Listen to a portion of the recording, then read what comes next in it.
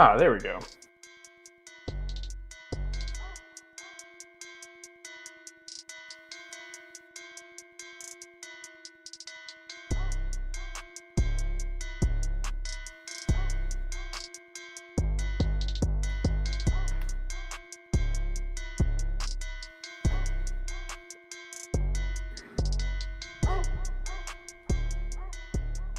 Hello, welcome. I searched YouTube for dog barking type beat. Yeah, this one's for my dogs. This one's for all Real the dogs dogs out will there. know this one, dude. For all the dogs, dude. Our dogs are They already barking. know. I don't gotta tell you. Yep. My dogs are barking. I won't tell you. I've been sitting down too much. Actually, my butt really hurts. I'm not sure how to fix that. You got the hammies going? No, not even that. It's just like my. I don't know if it's my. No, it's not my tailbone. It's just like my butt. Just like center butt zone. It's just I have to sit in weird ways. Too much stuff up there. No, I've been. You just really been fucking. I haven't even been taking much out. There's been very little activity down there. Wow, limited butt activity. Yeah, very, very. I think modest kind of butt. That's just sort of like happening. Sedentary life. I mean, really, if there's nothing going in and nothing coming out, then you're barely living. You know, like it's really. I think it's kind of a hibernation. Most of the human experience around like what state is your butt in, you know, and you really want to have just kind of regular out, but you know, it's yeah. No, I mean it's not. I'm just saying it's not more than usual. It's not like It's not like nothing. It's just not enough to cause. It's not enough to cause a chronic issue like my butt hurting. You know, when I sit at my desk. You're putting the normal amount of stuff in there. No, I'm taking the normal amount out. There's nothing going in except for when I eat. I eat very large burritos, which is why this episode's called Burrito Throat, because I've been making large burritos all week, and I got a little too ambitious with one of them, and I could not fold it up, and so it failed structurally, and I just sort of ended up giving up and angrily eating it directly off of my cutting board, and within minutes developed a sore throat that I am just barely losing after 2 full days. So I don't know. I guess they say you're not supposed to eat stuff right off the cutting board. I've never had a problem, but you know, maybe that I don't know. I got a bad. You just gave up. I made some bad content. Oh yeah, it wasn't enough that you were. It wasn't enough that you were eating it off the cutting board. You apparently had to eat it really fast. I had to eat it really fast because I was angry. I gotta get this out of my sight. Get this out of my sight. Literally, yes. I was like, I just want this to be done with because like I tried to fold it. It wasn't even closed, and then it tore open. And I was just like, fuck this. My hands are covered in shit. Fuck this. How am I supposed to eat this now? Yeah. I'm a victim. I'm a victim of structurally unsound burrito your life tortillas. Fucking sucks, dude. Yeah. Yeah, your burrito split. Like what the? Jeez, I mean that's really like that's horrible. Just face first into a burrito like an animal. Your burrito splitting being a notable negative impact on your life is really like actually incredible. Your ancestors must be fucking so stoked. Well, I wouldn't have even remembered it if I hadn't gotten ill from it instantaneously. I know. It's like a status effect. Like, dude, our fucking bloodline made it. We live like kings. They're damaging themselves with food, which is something that your great-great-grandfather could only have dreamed of was food-based harm, you know, where you have so much excess and you're able to eat so much so quickly that you're actually damaging your own body. Like that's really fucking royalty shit. I don't like this revisionism where it's the amount that I ate that caused this. I guess it was because it tore because there was so much. Too big. Yeah, I guess. Yeah, I mean, I think they should just make them bigger. I don't think that's my fault. I'm not trying to put you on blast. I'm just kind of, you know, just kind of calling it as I sees it here. I'm just working with the information that I've been given. You know, it seems like you just were a little too you packed your burrito too lustily, and as a result, you split it. That sounds amazing. What'd you have in the burrito? So you live in an area. You have a lot of of Latink's Yes. food, obviously. But have you ever made your own Spanish rice, homemade? Of course, yes. You have. It's fucking amazing. Oh yeah, it's like I've, cheating. every time I've ever had, you have Spanish rice, you get it, even when I was down there, we went to like an authentic, Mexican place, got like the burritos and everything, and they had Spanish rice. I was like, this is fine. Then I made it myself just because I was like, whatever, this is actually pretty easy. It's just like rice and tomato and you toast it, whatever. And it's fucking so good. It's so much better than any like rice I've ever had. Yeah, I mean, I've literally made it where I've just taken salsa and put it into I the bet that rice works. instead of using water.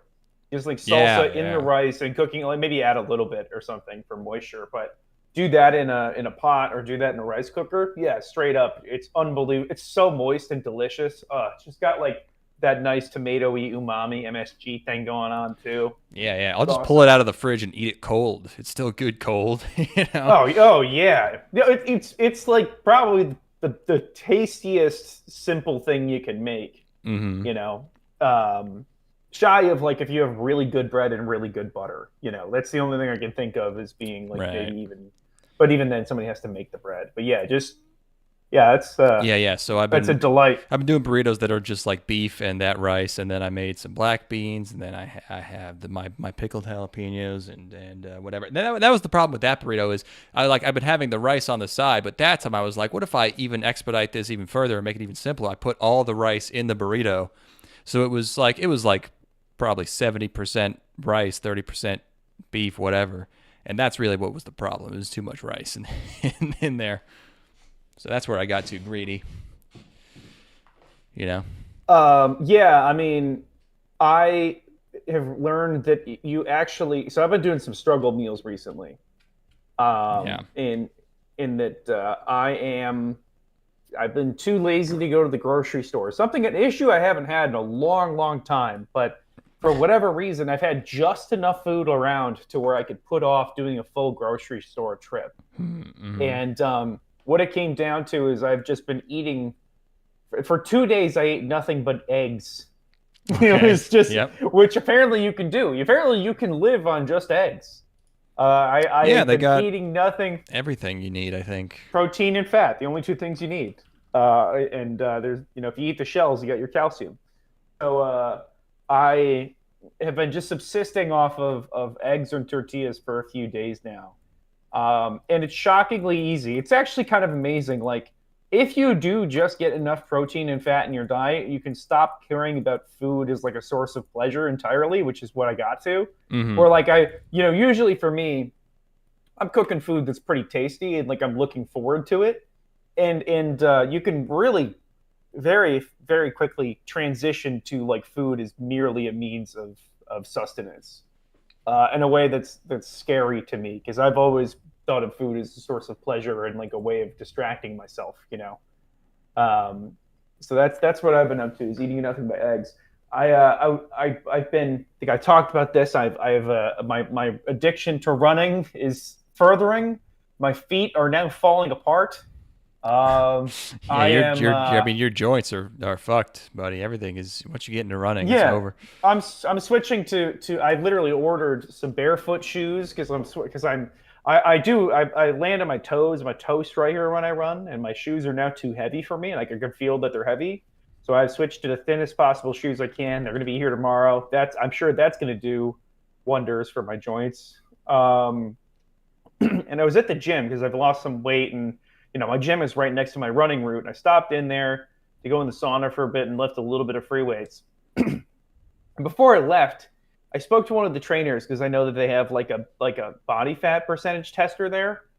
Ooh. Like one of those electric ones, like one of those ones it's like. Have you ever used one before? I didn't even know they had those. No, I thought you had to use like calipers or something. You could do calipers. I believe there's also water displacement ways of it's the most accurate. Huh. But this is the least accurate. And I was aware of this going in. I'm like, well, I'm gonna see about this. Let's just try using the electric grip one. Maybe it'll be remotely accurate. And the guy, when I asked him about it, he's like, hey, just a heads up, just in advance.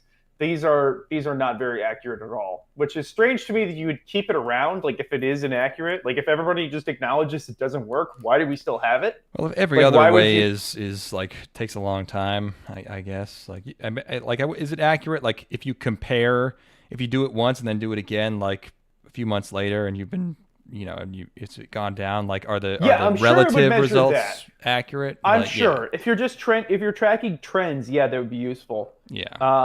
But like he starts punching my information into the thing. He's like, so how tall are you? I'm like, well, I'm 6'1".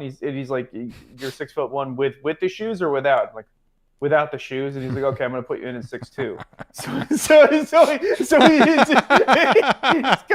He's kind of freelancing already here. He's kind of just doing whatever. It's like, he's like, what do you weigh right now? I'm like, oh, I'm at 206. He's like, okay, I'm gonna put you in at 208 because of the shoes.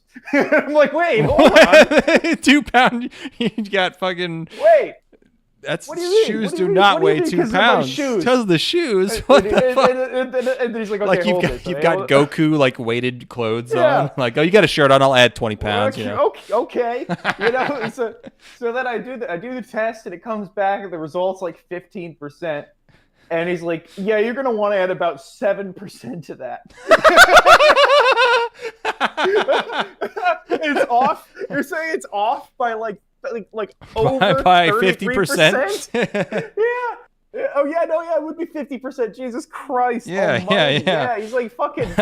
Yeah, he's like, yeah, you're gonna want to add 7% to that. Like, what are you just looking? Yeah, you should go to the hospital. Actually, you're made entirely of fat. Yeah, that's what the fuck? We've never gotten any number like this before. We've never seen double digits before here. He was gassing me up by lying about my height, and then he's got to fucking slam me. He sets me up for the fucking fall. Or he's like, you're actually fat as shit, dude. So yeah, that was great. I was fucking laughing my whole way home from the gym there. I'm like, that was the funniest waste of my time I've experienced in a long while. Yeah, that's like a carnival game. Like, yeah, let me guess your age. I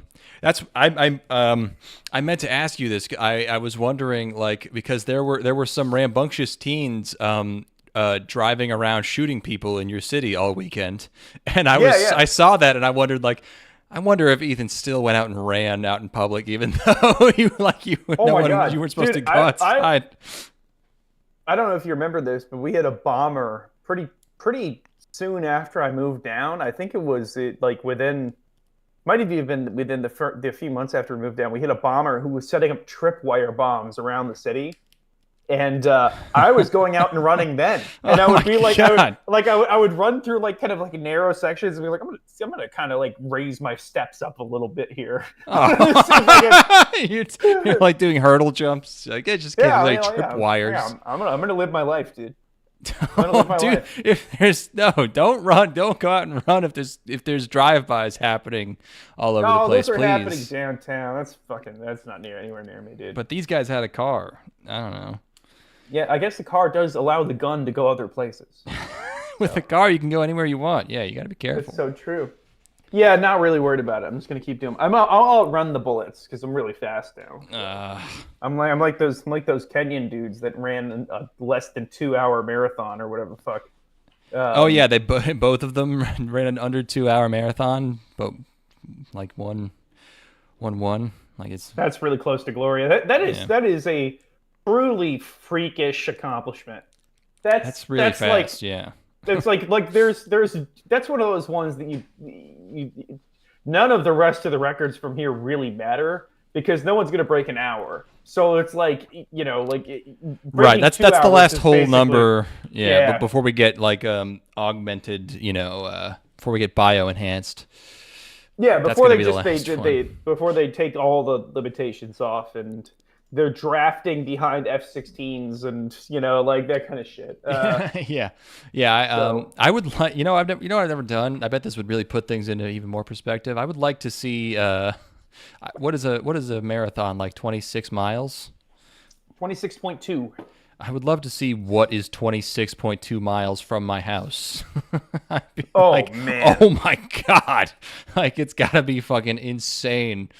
The longest I've ever run was I did 18 once, and it was just like because I was already in pretty good shape. I did it on a whim, and that as a normal human being, that is like enough to tire you out for multiple days, you know? Yeah. Um, and then I watched a video of like the last record holder, and he got to the end of his marathon and then did cartwheels and a backflip. Yeah. After running a marathon that was 2 hours and 30 seconds or something, like totally fucking bonkers. But yeah, that's I'm looking at 26 miles now, and it's like the job I had like during like COVID, like like 4 years ago, and like it's as far as I am from that job that I did not want to commute to in a car. So I was like, God. I don't want to drive all the way over there, and that's 26 miles. I mean, that's 26 miles as the crow flies, but still, that's that's nuts. Yeah, it's just a long ways. It's such a time commitment too. Like, do you ever get on one of those marathons and you get about 5 miles and you're like, man, I fucking just don't want to do this.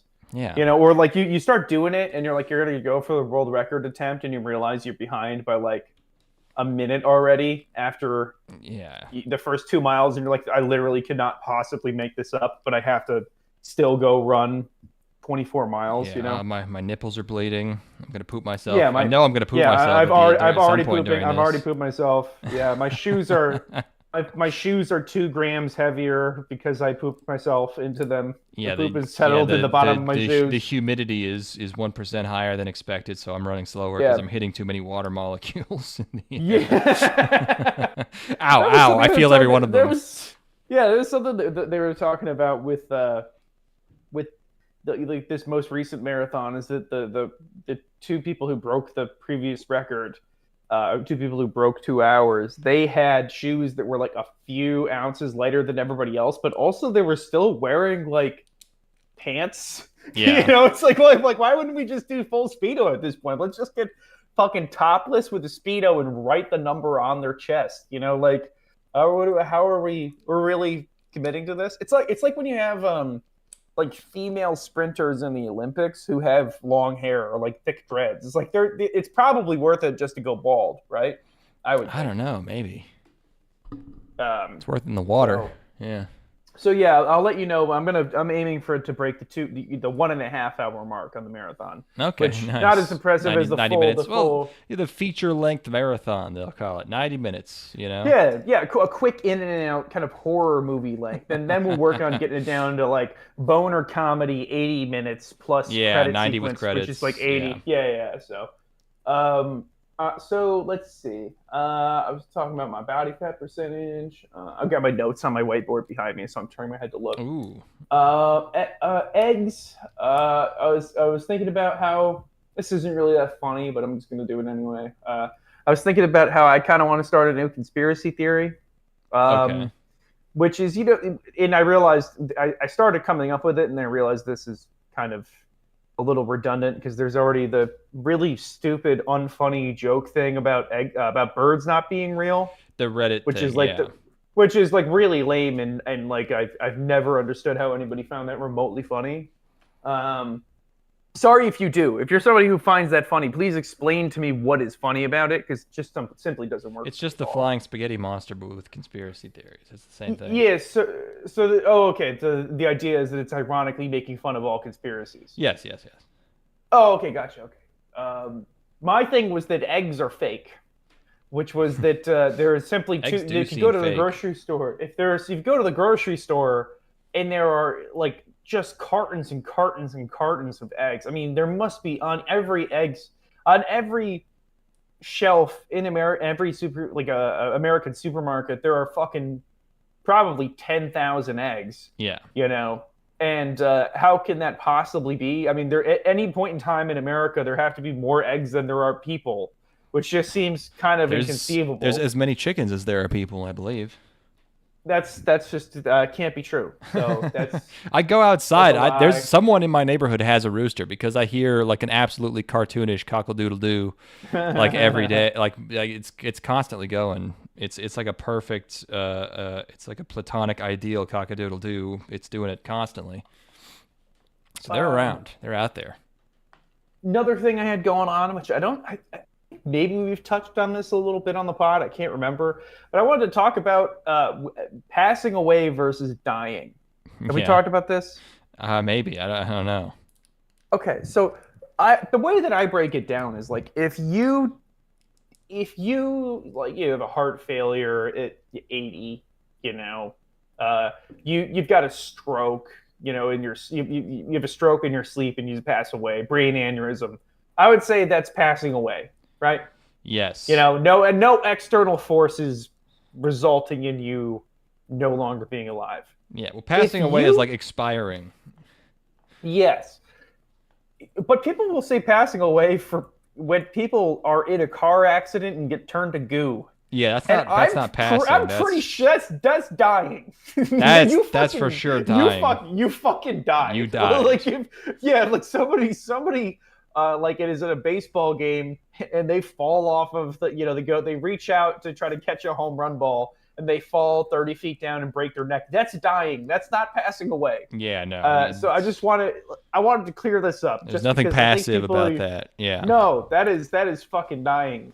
And honestly, we probably need to have qualifiers on this as well to really grade the level of dying. Like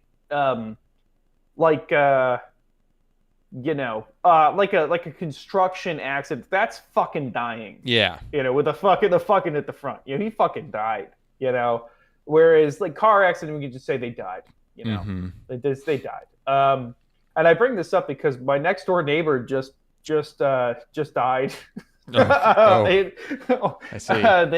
They just died the other day. I think they actually passed away because they were old and they were ill. Okay. We don't know the exact circumstances that resulted in their passing, but I would say that's a passing away. So and it's one of those ones where you can say, well, it's like, oh, they're not in pain anymore. This was an old bachelor who had never no children or anything, and he had a cat that passed away last year, we'll say. Yes. And that was like kind of like the thing that was keeping them going, and then he passed away a few days ago, and it's like looking into my future. It's incredible. No, because he was found after one day. I would say that you're I'm gonna be. I might be stewing for a week or so, probably. Yeah, you're really. Yeah, they're gonna come in and Ash is gonna. She's gonna have found a little bit of excess something. Wait, you think I'm gonna die before my current cat dies? I know. Yeah, maybe. In the next 10 years. Maybe she lives an exceptionally long life. Oh, 15 maybe. Yeah. Yeah, no, she might live to 30. She might be one of those miracle cats. Yeah, or Ash 2. We're doing a Simpsons. Yeah, I just keep naming the cat Ash. Yeah. Yeah. So yeah, that was I just like that. That's a strange thing. Am I wrong? Did somebody pass away at the apartment complex you lived at before, or no? Yeah, I never met that lady, but yeah, the lady upstairs diagonal from me passed away, and then like a younger couple moved in. I don't know if they're still there, but yes, some elderly women at that place.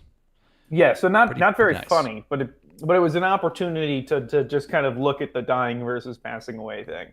Yeah, there is a distinction. Because it's like you can't say that somebody's kid passed away during a school shooting. Like that's dying. Yeah. So we almost need a third thing, I think, where this generally refers to like death as a concept as well, where it's like. Because there are other edge cases, would you say? Like, do you think there's? Yeah, like, I know there's other euphemisms for dying. I can't think of any. Passing on, right but now. That's kind of similar to passing away. Yeah, I mean, there's like buying there's like buying the farm and kicking the bucket and biting the dust. But those which like biting the dust is something that happens to scumbags. Buying the farm is something that happens to like a humorous uncle. Yeah. Expiring is something that happens to a person who's buying the farm very is old. you got killed in kind of a funny way because you were negligent. Like you got run over by your own compactor or Lawnmower. something. Yeah, something. I know it's dying. Lawnmower is dying. If you you fucking died. If you get run over by your own lawnmower and you get turned into fucking spray mist of blood and viscera all over your lawn, that's fucking dying. True. So yeah, we might have to look at this more in the future. The last thing that I've got is I am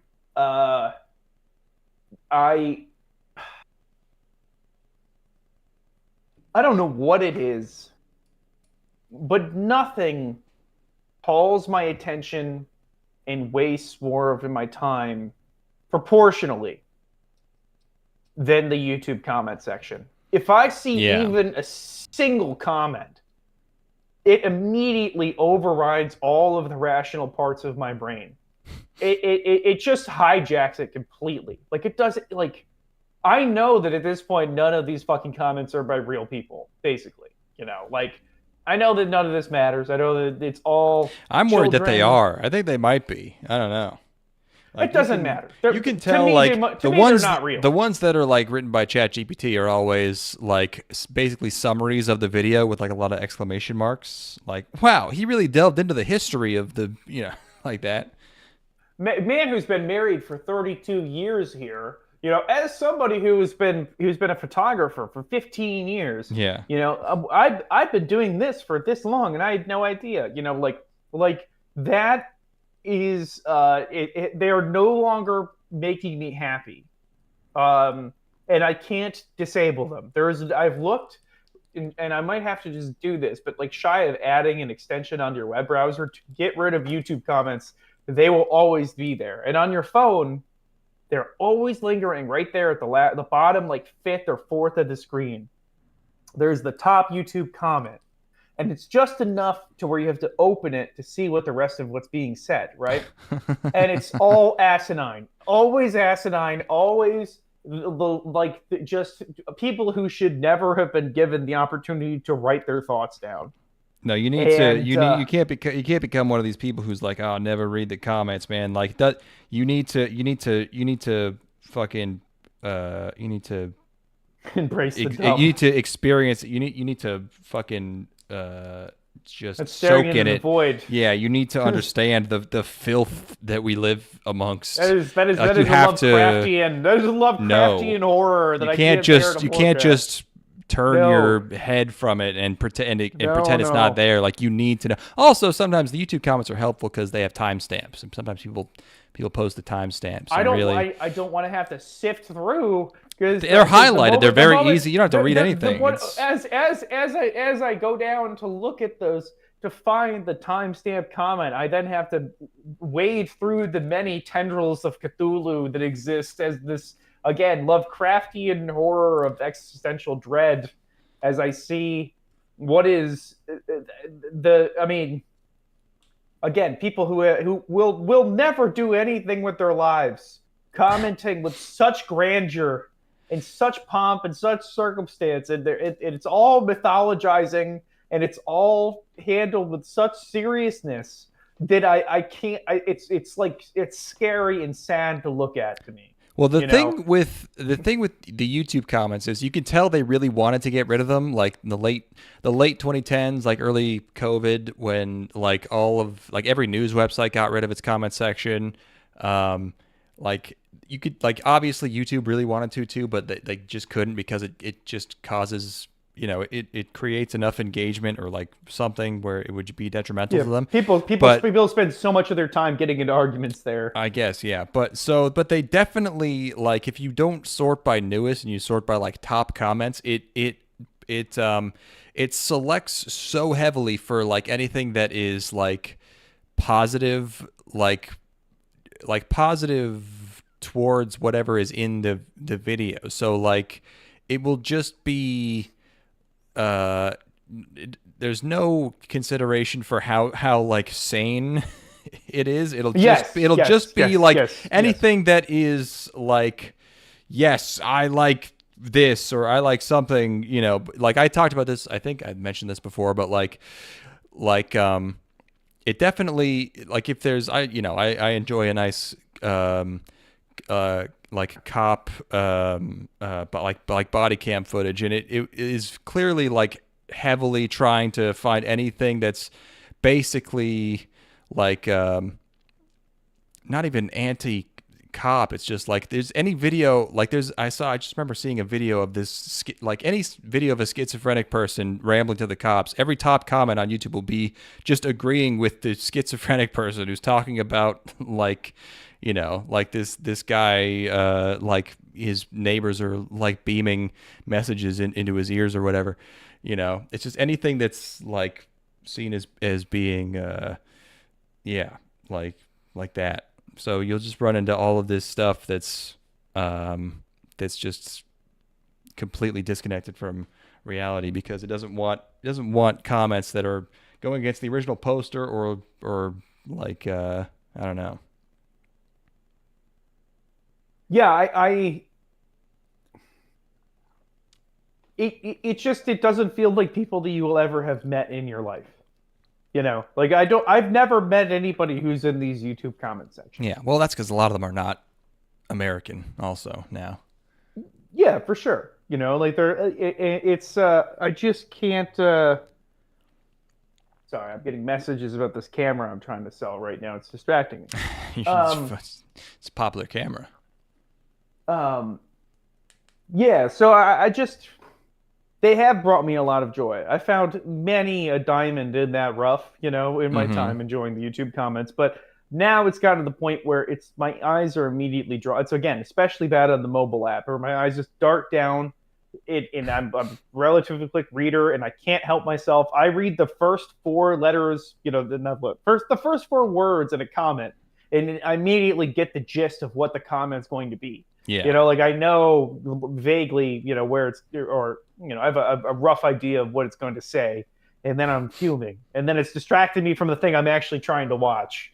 And yeah, I don't know. It's always like, crew, how epic do you want this video? Mr. Beast, yes.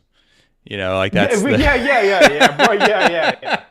It's like people are typing shit like that. It's like I'm gonna press send on this. I'm gonna get so many YouTube likes. They don't even get rid of the comments. Get rid of the upvotes on the comments. Just have them be blank. Send me a stream of every comment being posted as it's posted. I want just like thousands of comments streaming by my face at 1,000,000 miles per hour. I mean, it's stuff that would have been just Nico. That's stuff that would have been played in like 2013 is, you know, stuff that already been like kind of cringe at that point is being upvoted to the apps, because again, like you said, it's a lot of non-Americans who are being exposed to what American internet is. Yeah, you know? It's too powerful. And they're like, yeah, this works. You know, shit. I had one more thought on that. Oh, the one thing I have to say is that I appreciate that there's been a sort of things are a lot more succinct now. A lot of these things have been abbreviated. So what was, you know, what used to be a sort of like 15 to 20 word long comment about like who else is a middle school kid experiencing this awesome music for the first time in 2026 is now just 2026 question mark. Yeah. And pretty soon we'll be to a point where it's just 2026, and then that'll be the, you know, everybody's acknowledging that they've been there as if it's some sort of graffiti. It's as if the comments aren't time stamped. Like you have to specify the year in the comment. You could just be like, "Hey, what's up?" But you have to say like, "It's 2026 right now." Dated. Yeah, it's like scratching your initials into a tree, you know, somewhere on a trail. You know, it's very graffiti like in that way. Maybe if we should move that direction where all the comments are displayed on a big wall. It should be like a physical, like a 3D space. Through. Yeah, where you could, you know, and then it's 3-dimensional where it's sort of comments move further or further away or closer to the camera based on how upvoted they are, you know.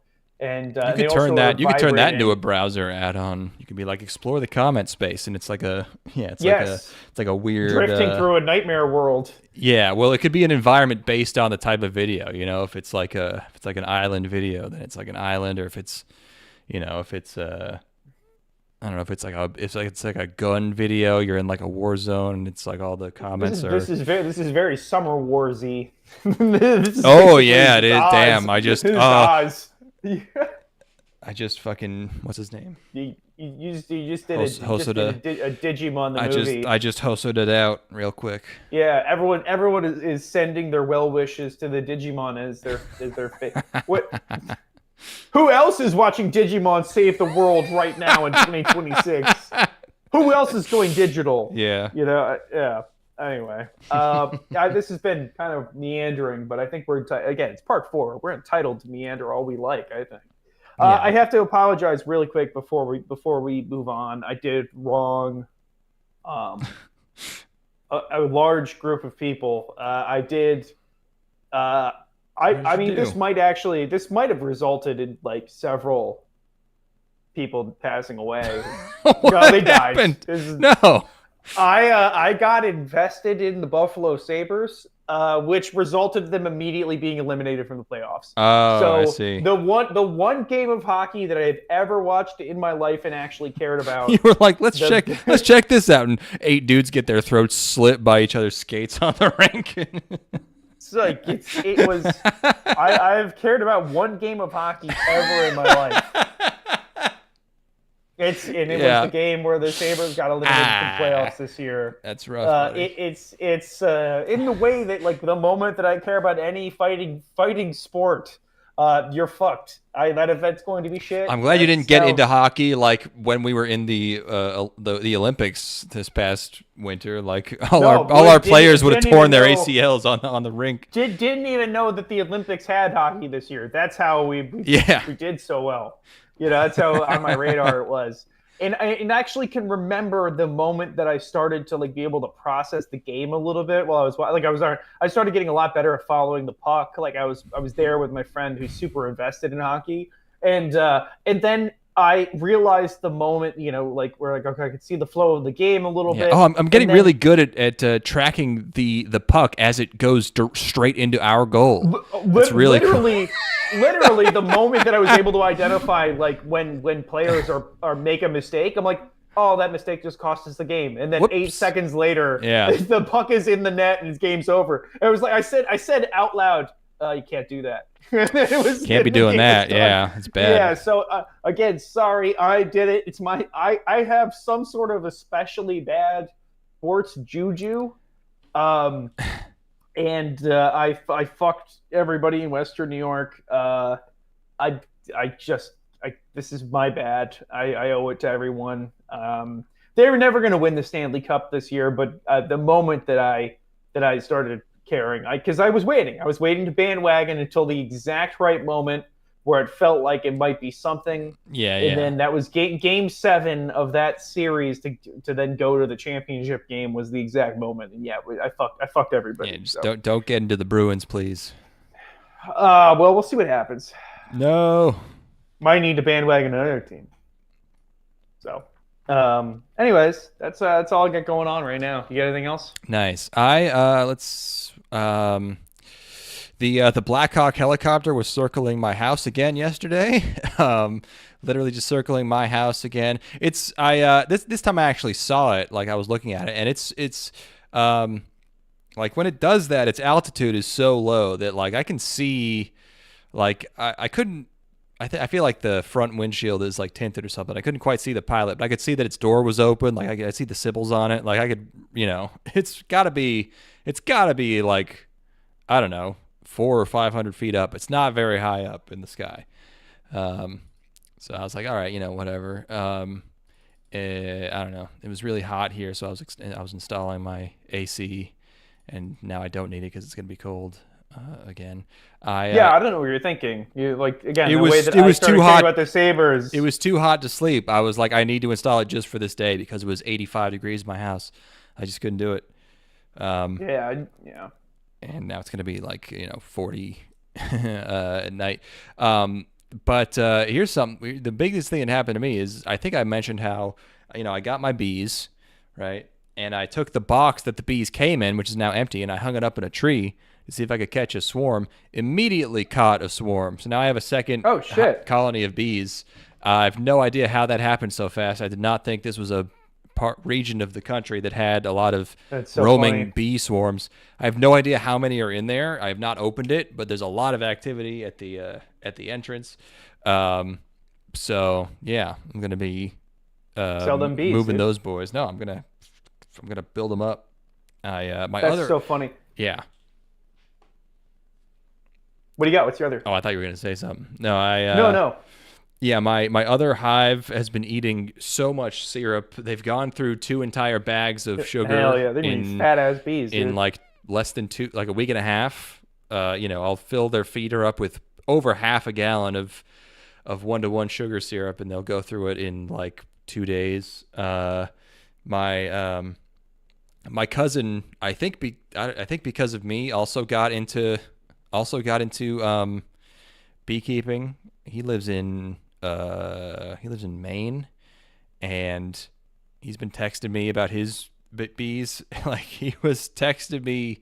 Did I talk about this? Like, he was at the point where he had the bees, like he got them, and then he texted me like, all right, what do I do now? And I was like, oh shit, you have not looked into this at all. I mean, he has like children, so it's like, okay, I get you don't have a lot of time.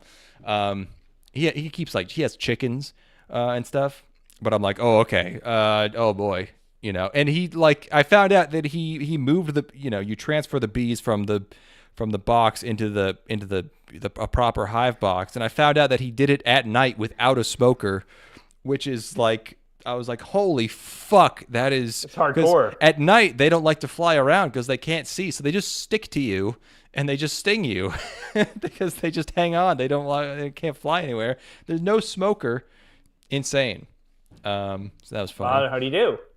He got him in there. I don't know. It was fine, I guess. He got stung on his face through his veil because his face was pressed up against the mesh. He's squinting because it's dark as shit out, and he's like, oh. Either that or he had like a light, which meant they were all over him because they're bugs. They were attracted to the light like any other bug. Oh, jeez. Yeah. Yep. So, but now I got 2. Now I got double my chances of having one make it over the winter this time. That's funny. The thing I was thinking about was how wild animals in many ways are basically just like programmed, because they're acting mostly on instinct, and that was something I had never thought about until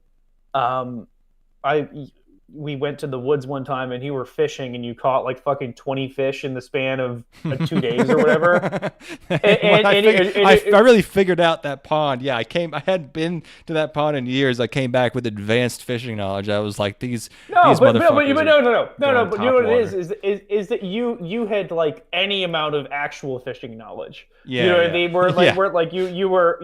You're like, okay, these are smallmouth bass and they are in this pond. And largemouth, but yeah. There are they largemouth? I don't even know. That's the most common kind. Yeah. Yeah, but I remember being like, damn, we spent my entire youth fishing, and my dad has no idea how to fish at all. He could do like salmon or trout or whatever. Trout, I think it's mostly trout. Those aren't easy. Water up there. Yeah. But like bass fishing, he has no idea whatsoever. It's like, you literally just have to look up how do I catch bass. And you can just do it. I mean, yeah. That was always funny to me. I was just thinking about that was always fishing. So many hours of my life just wasted not with the wrong tackle at the wrong time of day and shit. Yeah. When I fished with my dad as a kid, my dad obviously didn't know anything, so it was like, it's just like worm and hook, and you would just catch sunfish, and then like 1 in every 20 fish you would just have a very, very small bass, and you'd be like, well, this is like a different kind of fish, and like that was it. You didn't know why that happened or anything. Yeah, that's funny. Like, I probably should put them in. I just don't fish at this point because I don't like handling fish. It's gross. I need to get. Are there fishing gloves for women that I can wear? I mean, you just wash your hands. It's not. No, I don't like not the a big deal. no. They're not that even that it's a big slimy. You deal. just rinse your hands off in the water. No, you seem to not understand. You hate it that much. I Yeah, really dislike handling but them. like you'd rather wash a slimy glove later than just like briefly get a slimy hand, Like what are you gonna do? It's the texture in the mouth. It's the fact that my fingers are in close proximity to a hook when I'm grabbing it by the mouth. When I was a kid, I saw my cousin have a hook. Somebody was on the back. They were casting on a canoe, and on the backswing they went to cast, and then the hook grabbed him by like the neck. Yeah. And I think that traumatized me a little bit. Okay. Yeah. So like. And I've also had my fair share of this cousin, this poor bastard. He was a little bit younger than me, so he got the hook in the neck. He caught a fish and then went to get the fish off to hold it up, and the hook went up into his thumb and gored his thumb, and he was bleeding all over the place. And then he also had one. He was the only person before we had started encountering the little ones. He was the only person I had ever known who got leeches on him, like full-grown adult leeches, like big ass latched. We had to like burn them off of him, And it was like the same guy over the span of like 2 years. Might have even been like multiple times on one trip. I think the hook in the finger and the leeches happened on the same trip. He's like the guy who was like you go golfing with him and he hits it into a wasp nest immediately and like dive into a pond. He's got Millhouse look. He's got Millhouse look for sure. And I'll have to ask him about that, see if he remembers, because I've been talking about going up to the cabin with him again. This is like my cousin on my dad's side, so like he's been up a decent amount as a kid, but he was younger than I was and very very innocent kid, and like all of these horrible things they should have happened to me, like all the things that happened to him, I deserved basically, And, not being careful.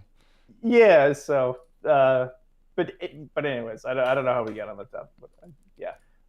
You want to talk about some Japanimation, or you got anything else? Yeah. Real quick, I remembered this, and I was just annoyed with myself because I had this up on the screen like all last podcast, and then I just never brought it up. But I just wanted to read out loud. James Cook is some kind of sportsman. I don't know. James Cook, this like the Bills player? I guess. Bill. Oh yeah, Bills RB. Right. Oh yeah, that's the current running back. Running back. That's the current rushing leader of the NFL. He wrote this essay in college about feral hogs, apparently, and I would just like to read it now. Why are feral hog populations so hard to contain?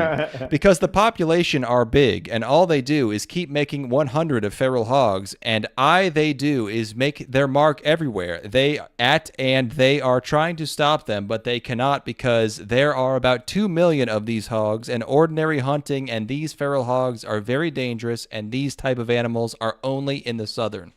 That was all one sentence, and I thought that was funny. This dude... you should see him he navigate those holes real fast. You should see his contact balance is so good, but the thing is that you can't even make contact with him. He's so elusive. Like he's just, a real fucking genius on the field. I gotta say, he's like, honestly, for he should not be as good as he is at his size, but he's got the intellect that he's such a cerebral player that he's able to see the field in a way nobody else does, and I think that's reflective in his academic work as well. I wonder what GPA he had. He also, it seems like, wrote an essay on. It's called "Module 4 Houses on Wheels," and it says these houses are very unique because homes like that you can come outside and your friends would be outside, and I think they are good because you can move them around to different spots, and some people like them because that's all they know is trailer homes, and for them to break their houses up like that is just a shame, and I think it's not right because some of these people had kids, and when I look back at when I stayed in Alabama, I stayed in a trailer home, and it was one of the coolest things ever. And I think people will live in small house because they have a lot of freedom, and you really wouldn't have much to spend, and you can just build up on it. And I mean, that's just what they like. I mean, I can stay in a tiny house also. I definitely submitted some stuff like that in college. No, you didn't. No, there were definitely some nights where I was fizzated out of my mind, and I'm like, geez, all right, I gotta put in a comment here. I gotta put a comment on this thing to give my thoughts on this summation of this fucking, this academic study. And I put some real bullshit in there. Not quite to this level, but, I'm also a super genius. So if you were a regular intellect and you were as fizzated as I was, if you were as blowed off that fucking ganja as I was, then yeah, you probably would put something like this up. But again, I was just blessed, I guess. I did have one other thing that I wanted to read. Sorry, just because James, real quick before we move on from James Cook. Yeah. I looked it up. James Cook does not have a publicly disclosed collegiate GPA. However, he did graduate from the University of Georgia with a Bachelor of Science in Family and Consumer Sciences. Family Consumer Sciences, interesting. I wanted to read this passage I saw about a man named Joseph Palmer. Have you heard about this? He was the first man. Well, I'll just read it. It'll explain it. Please. The wearing of beards in America did not become popular until the middle of the 19th century, and one man who took to whiskers earlier, Joseph Palmer, became one of the most hated eccentrics of his day. As such, he was subjected to persecution so incredible that it boggles the mind. Palmer may well have been the first man in the nation to wear a beard, and it was no ordinary one. It reached the flowing proportions of a biblical patriarch's. Wow. When Palmer, a Massachusetts farmer, moved to the thriving city of Fitchburg in 1830, the protestations of the townsfolk were overwhelming for the next decade. Neighbors snubbed him, tradespeople either sneered at him or refused to serve him, women crossed the street when he approached, fearing an attack from such a degenerate, and men and boys stoned him or hurled missiles through the window of his house. What? What's a missile? I don't know what missile refers to in the context of the 19th century.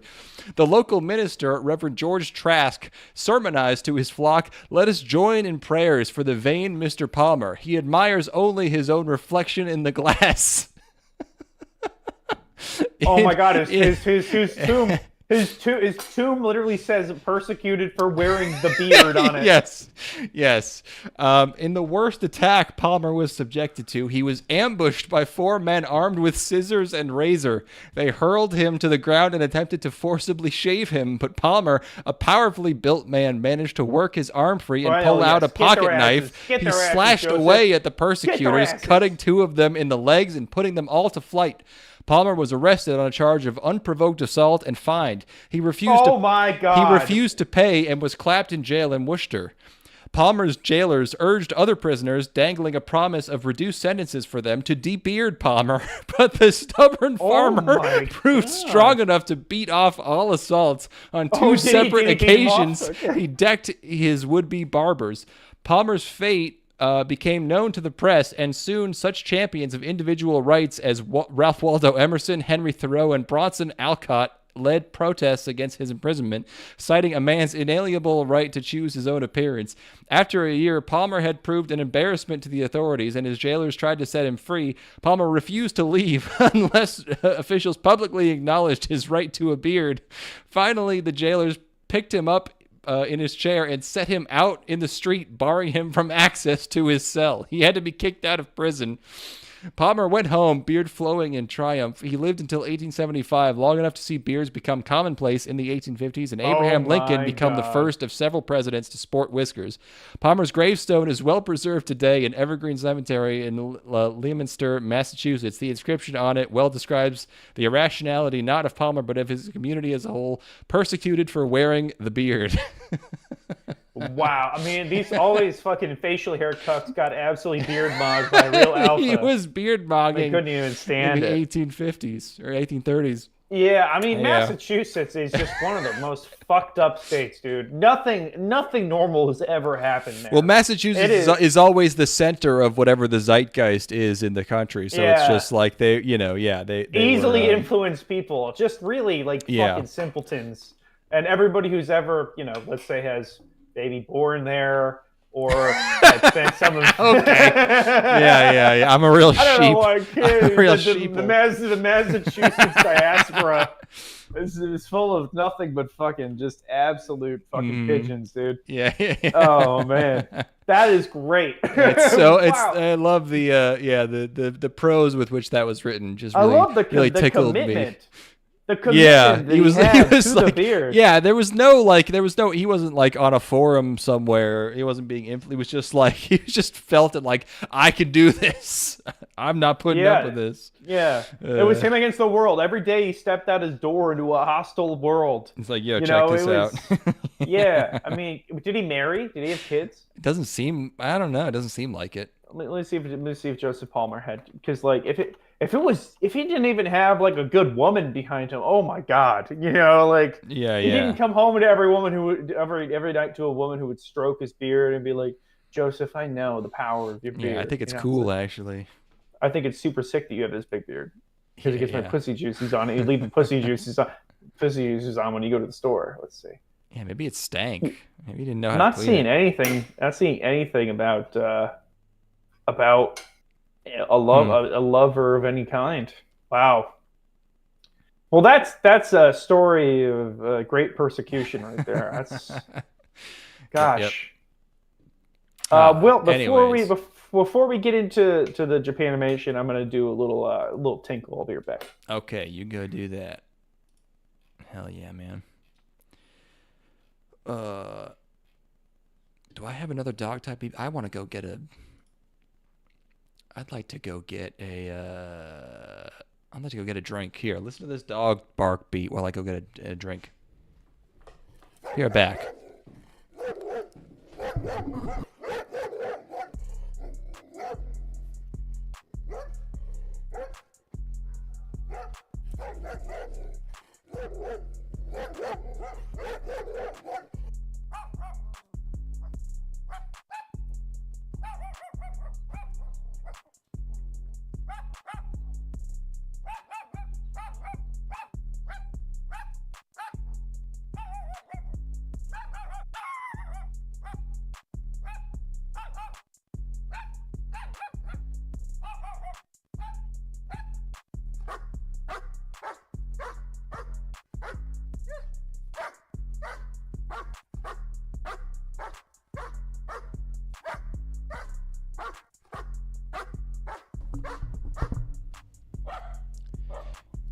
And we're back. Oh, yeah. What's... Oh, I'm looking at... Oh, there's pictures on Twitter. I didn't know they put pictures on this now. Hell yeah. Oh, let's get this... Okay. Yeah, let's get our stuff ready here. Ooh. All right, I'm here. Excellent. Damn, dude, I have fucking no clothes that fit anymore. Yeah. I fucking have nothing that fits. Me too. Probably not for the same reason. Well, it kind of went both directions. Where I gained weight, and then I got rid of all the clothes that didn't fit anymore because I'd gained weight. Yeah. And then I lost weight, and now I don't know. Those clothes are too big on me, and all the stuff that like from when I actually was like a size medium was from before I had put any muscle on. So nothing fits me. I'm fucked. Yeah. You sent me a picture of my fat self. I think that must have been like late high school or like I don't know, like.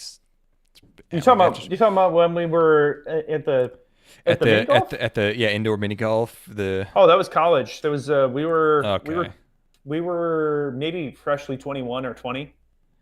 So you were like visiting? You must have been you coming to town or something?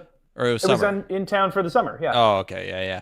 But when I was around, like, my mom would always have me just get rid of clothes constantly, and then I've like finally lost weight, and then I was like, damn, I don't have any fucking clothes. I should have kept all those clothes. Anyways, anime. Japanimation. It's the last batch. The beautiful medium of anime, the beautiful game of spring 2026. We finally finished. We finished all of it, sort of, basically. Almost all of it. And the first show is Awajima Hyakkei, scenes from Awajima. It sure is. Manga. This is Madhouse. It's a madhouse. Yes, it's a girl moving to like a dorm, some kind of dorm type setup. Is this I think it's high school, probably. Or no, I think it's a boarding high school. Okay. Yeah, because she meets an RA. There's, she meets a bunch of people, and one of them sings. There's some slight Yuri undertones. It's it's kind of shoujo-ai-ish. It's like school shoujo-ai. It's very dramatic. Everyone is just taking very, very emotional glances at things and sighing outwards. I don't know. These are some expressive ladies. Yes. They really give a lot of acting to these girls. You know, like their facial expressions are very pronounced and very defined, and individual moments of drama are influenced or expressed through a lot of facial movement in a way that is uncommon in anime, I'd say. Yeah, we're also swapping between characters a bunch. Like, I think there's different sets of characters that we're kind of switching between, which is a little confusing for a first episode. I was like, who are these people? But yes, it is scenes from this inevitably gay all-girls boarding school. Hell yeah. Yes, we love it. Yep, we That's love a hell it, yeah, folks. brother. Mm-hmm. So there's like theater girls, there's like singing girls, and it's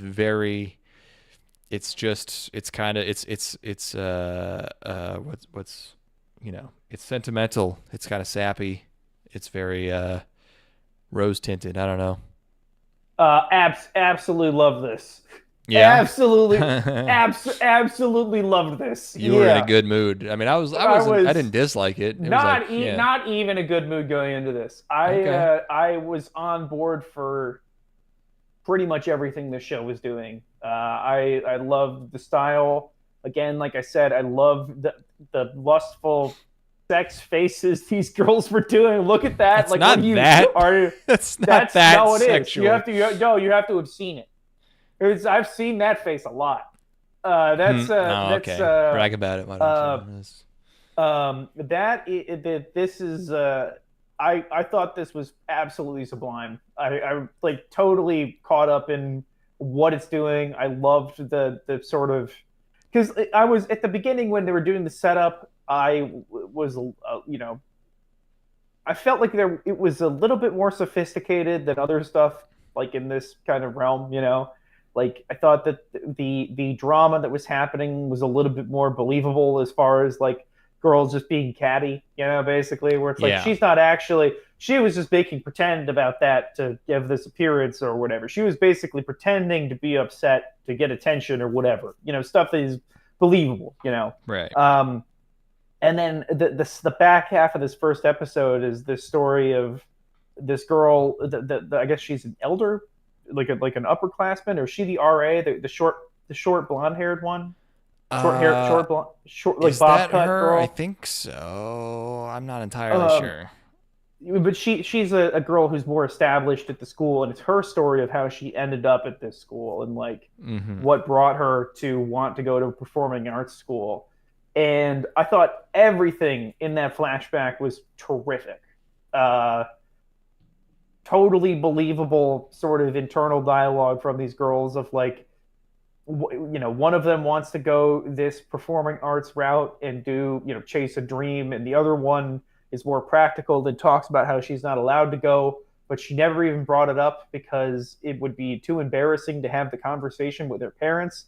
All of that is completely believable and real to me. And I found it to be really well executed. And I was floored by this. I don't know. Maybe you're right in that I was in a better mood than I thought, but I thought this was like a really well executed first episode of anime. I got exactly what it's trying to do, And I actually, at the beginning, the first half of the thing, I'm like, this could be a really good idea if executed properly. And then by the end of it, I'm like, okay, they actually just did it basically the way I'd want them to do it, which is these nice, intimate stories. And yeah, I was pretty captivated by this. Yeah, it really it has a nice shoujo tone to it. And I remember, I think I watched this like 2 days ago. So I've honestly, my memory is kind of faint now. I think you liked it more than I did, but I remember thinking it was pretty neat. Yeah, it just got a good style, well put together, nice little tight story. Yeah, I could potentially watch more of this. Yep. Nice. Girl stuff. Girl All stuff. Right. Next up. This is we were talking earlier about how we're going to turn up tonight because we got 2 drinking shows in a row. Very different. One takes it very seriously and one does not. This one is Kamiino Shizuku, Drops of God, an appropriately dramatic title. Wikipedia describes this show as, quote, a Japanese manga series about wine.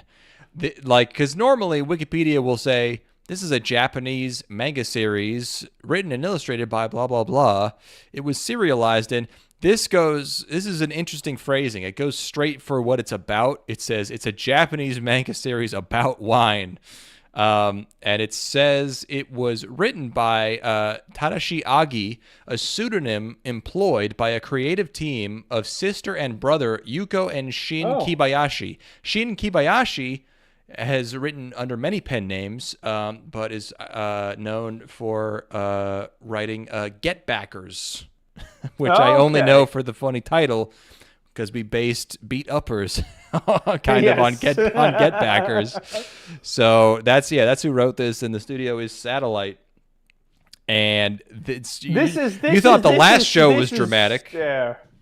This is the author of basically what would be stupid, indigestible Japanese fiction, which I imagine is what Get Backers is, which is like something that basically can't be digested by a Westerner because it's so straightforward in what it is. There has to be flat, nuanceless, a completely unentertaining thing that will never stimulate the Western mind, but for whatever reason, the Japanese are fixated. There's extremely complex, honor, dynamics happening beneath the surface. That's correct. Here. That's correct. less reductive than what I'm saying. Yes, correct. I don't understand, therefore it's stupid. I don't know if it's supposed to be. Is it supposed to be? It's so funny. I can't tell if it's supposed to be funny. It's because it's impossible not to watch this. This is obviously funny. Yes. It's hilarious. It's like Death Note, but with wine. It's so fucking over the top. Like one of the first things anyone says is, "What is wine?" It's like taking. It's like a parody of a series trying to take some whatever hobby or activity or product and extrapolating it into a whole philosophy of characters and everything. But what's weird is that they got good music. It sounds like a full ass orchestra doing the music for this show. And this guy is it's this scene in a restaurant, and this guy is complaining about the wine, and then this guy looks over and he goes to the waitress and he's like, funny. "Give me a decanter," and he does some shit to the wine to make it taste better. And it's man, Declan, I got some bad news for you, brother. You want me to read the development section of the Wikipedia page for this? The development section? No, I don't know what's up. Yeah, okay. So the siblings who created this are passionate wine lovers, own a 3,000 bottle collection. Oh wow! They had whenever they drank wine together, they played a game where they would describe the image of wine or how the characters in the manga tend to do. They shared similar imagery without much diversion of vision from each other. So they were they're creating, the way that the characters are experiencing visions in their head is the way that they describe how they enjoy wine. This is total Chuny shit. This is real to them. This is the way that they process wine. There is no sort of gagging. It's funny. It's almost definitely because they're, first of all, they're writing partners, and also they're siblings. So yeah, of course they're going to have similar, impressions. Right. But they're just like, this is the power of wine.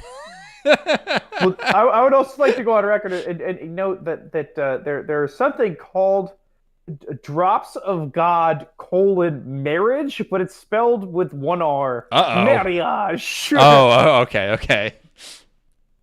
What is that? I have no idea. I'm gonna look up what mariage means. You can continue. Mariage. It's French for marriage. Oh well, all right. So there's something going on here, maybe, potentially. But anyway. It's so over the top, intense. The intensity of everything that's happening, but it's all just people drinking wine, and it's so. I was practically crying. It was so funny. Oh yeah. His dad dies, and so he inherits his wine empire. And there's so few frames. It's just a bunch of close-ups of faces. There's very little movement, but it's all so just it's just roses, and they're in space, and they're looking at the wine, and it's just look at this. This is wine, and it's fucking just all in on the importance of this, and it was just really I was into it. I was totally sold on this. Oh, it's hilarious. It's so fucking funny. Well, the premise that this is a premise that can only come out of manga, which is that this guy's never had wine before, and he's a wine savant. It's just only there's no other medium where you would get that story. Yeah. Where he also didn't realize that he was being trained to smell wine. His dad was grooming him to be a wine snob. A wine snob. Yeah. His whole life. And but he just didn't. He didn't put the dot. He didn't connect the dots on that at any point. Never put together. He was doing wax on, wax off, but he was holding orange slices up to his nose. He's wearing a blindfold. And he's being traumatized by his dad. Yeah, smell my finger. He completely compartmentalized this, and it is very fucking funny. It's every exaggerated anime trope, but just applied to wine. He's pushing up his glasses, incredible, and I thought it'd be funny. It was what if he just finally had his first sip of wine, and it turns out he's just a horrible alcoholic, and he drinks his father's whole collection in one night, Well, that was because he doesn't have a thing against wine. He's I can't believe you were drinking that stuff towards the end.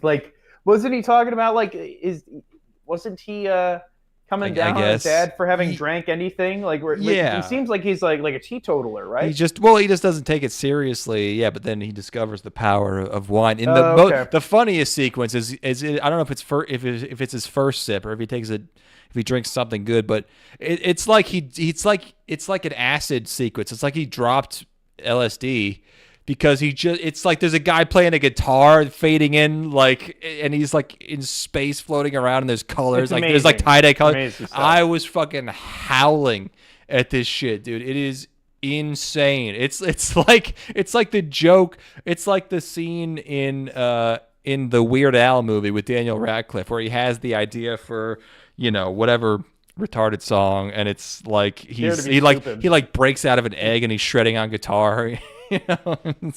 Yeah. Wow. I mean, it's a real delight. It couldn't go any harder.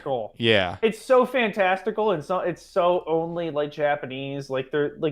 It's amazing how Japan is, because there are some cultures where their media is really straightforward because they just are unsophisticated, right? And they simply have never they've never really explored literature or storytelling in a way that's really deep and built upon the sort of classics. They don't have a classic canon. There's no idea of literature being built upon anything that came before it.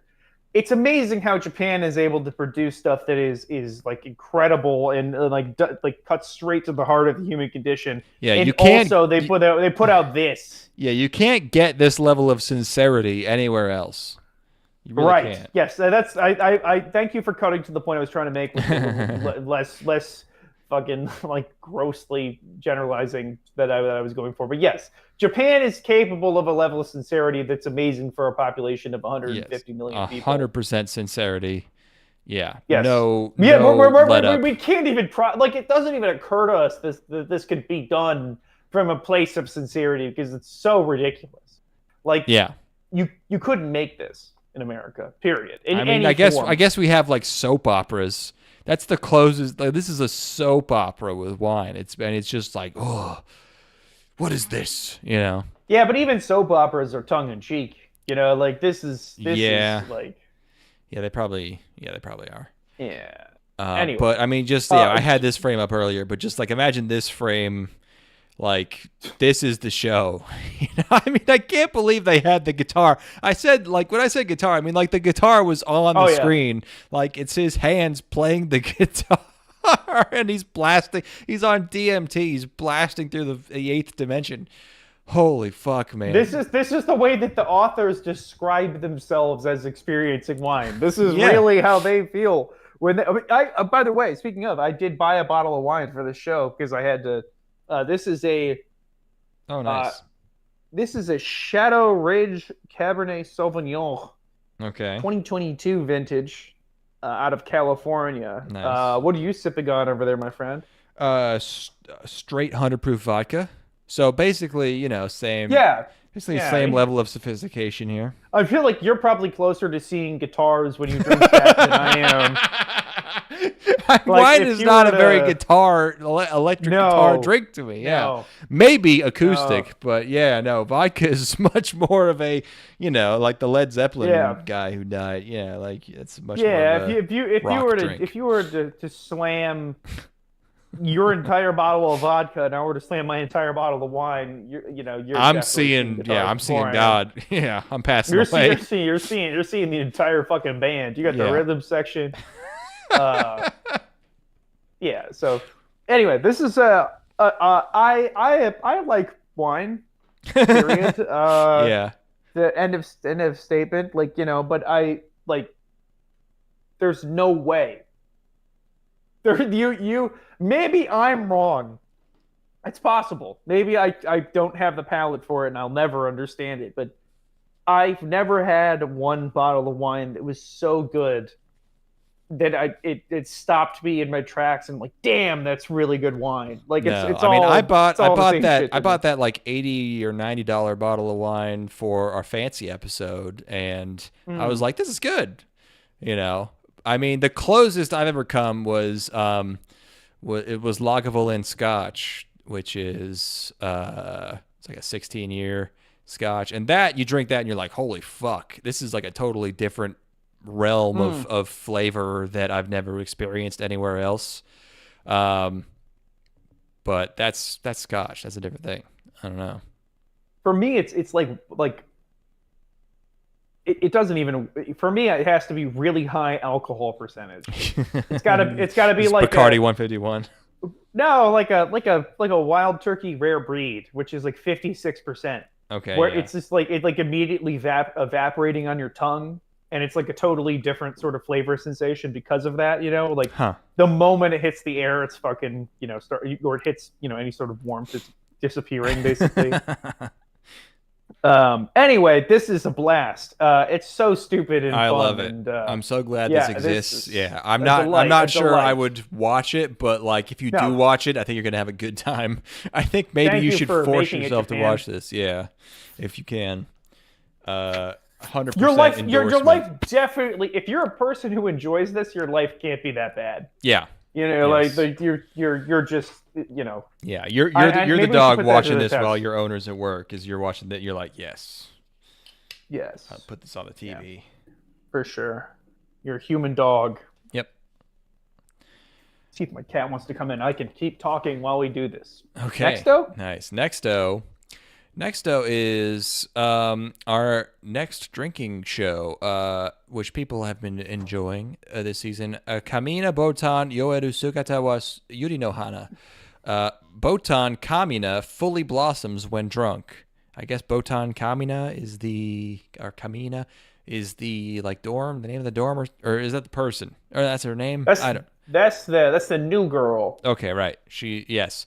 So yes, I've been waiting for this. I've been excited for this show because I've seen people talking about it, and I knew the premise. It is another alcohol-themed show. It's a manga. Soigne is the studio. Soigne. I don't know. They did Mono.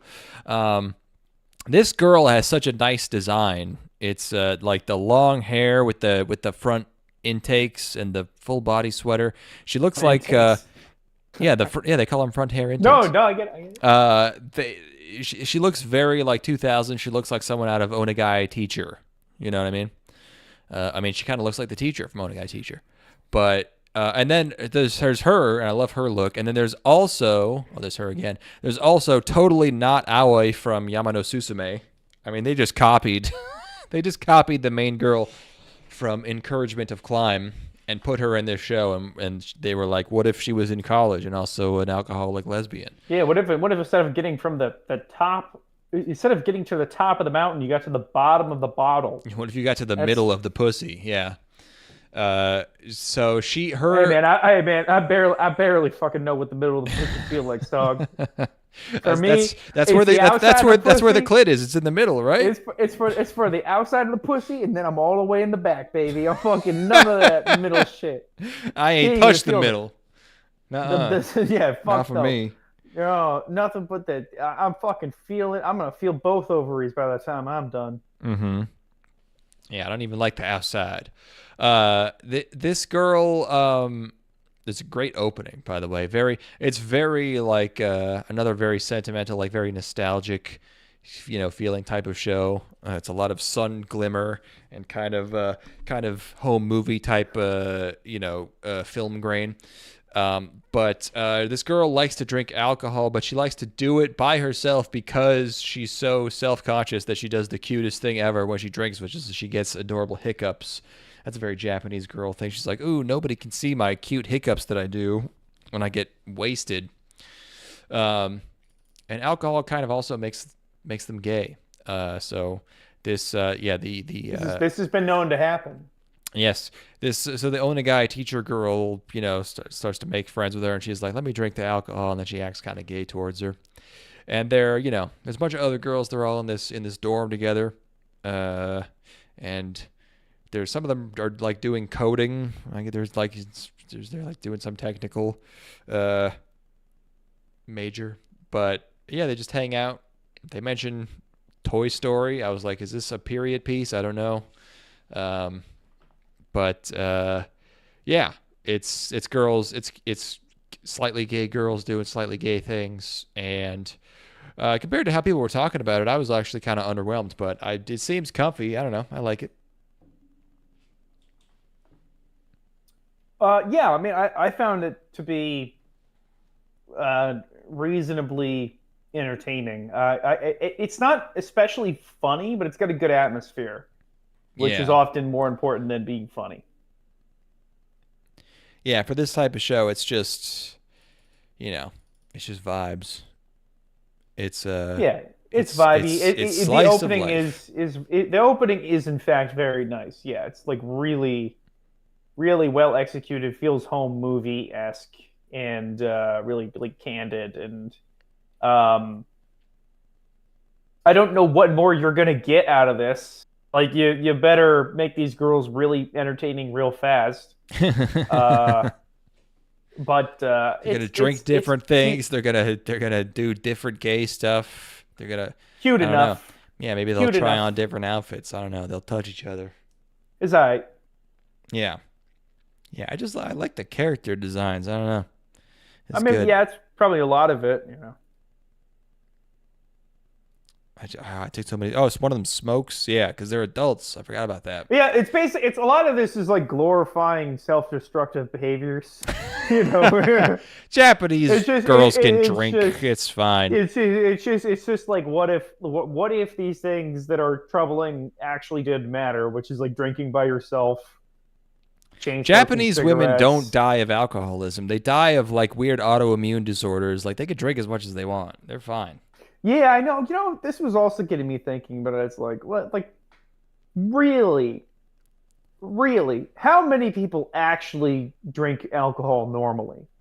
Really, you know, like where this Jap, it's like I think it's I've seen.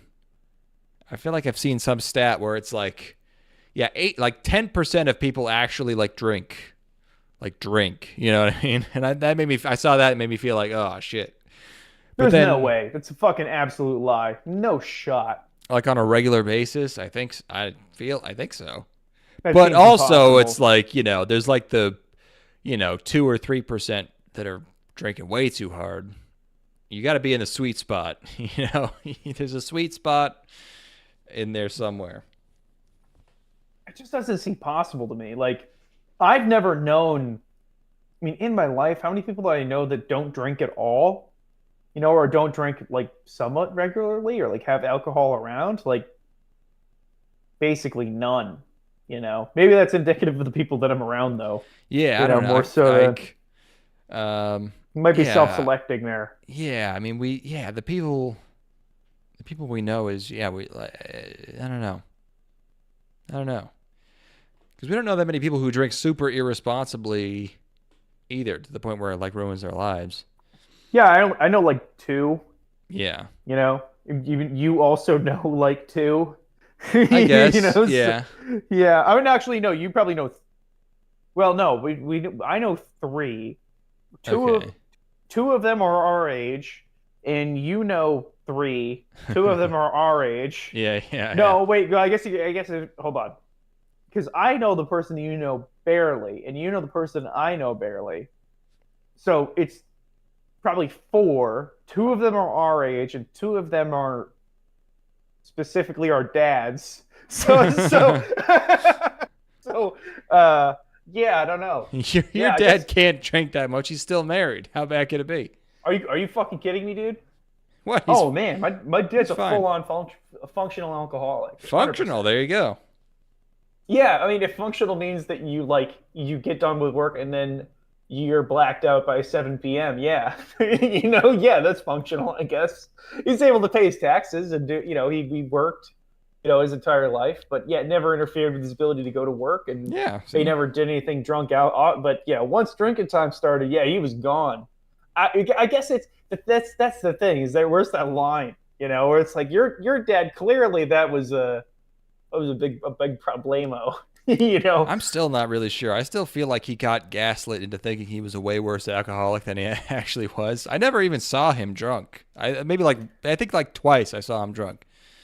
But if he wasn't drunk around his children, like how bad could it have possibly been? You know? Man, my dad must be a way worse drunk than your dad is then, because like I remember there would be like you never. I guess we never went to the bathroom inside the house when we'd hang out, but like. Yeah, no, I mean, like, my dad fucking would just pass out on the couch pretty frequently. I mean, like, probably 3 or 4 nights of the week. But how do you know he was passed out versus just sleeping? I saw the 2 dead bottles of wine on the counter. That's passed out. He would kill a box of wine. But, okay, no, I guess, yeah. That man was passed out. All right, yeah, I guess that is a lot. Yeah. Sorry, you try to undercut my dad's. You try to gaslight him. You think my dad was. Some people can drink a lot, and it's just, you know, I mean, like. Okay. No, he's gone. He's faded.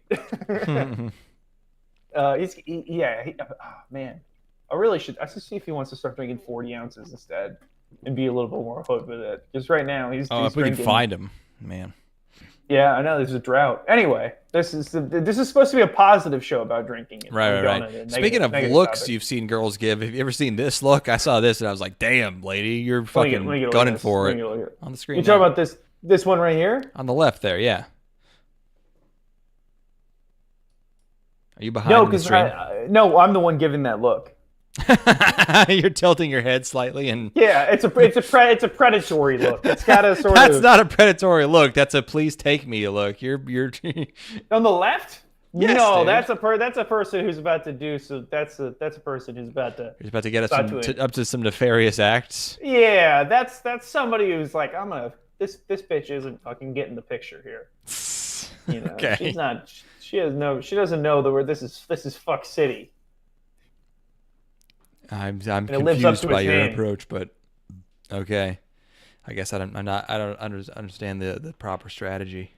Yeah, I don't even know anymore. Yeah. It just kind of happens to me at this point. I don't even like a couple times a year I decide I'm like I would like to fuck, and then it happens, and then I'm like, You're like, neato. Too much effort. Yeah.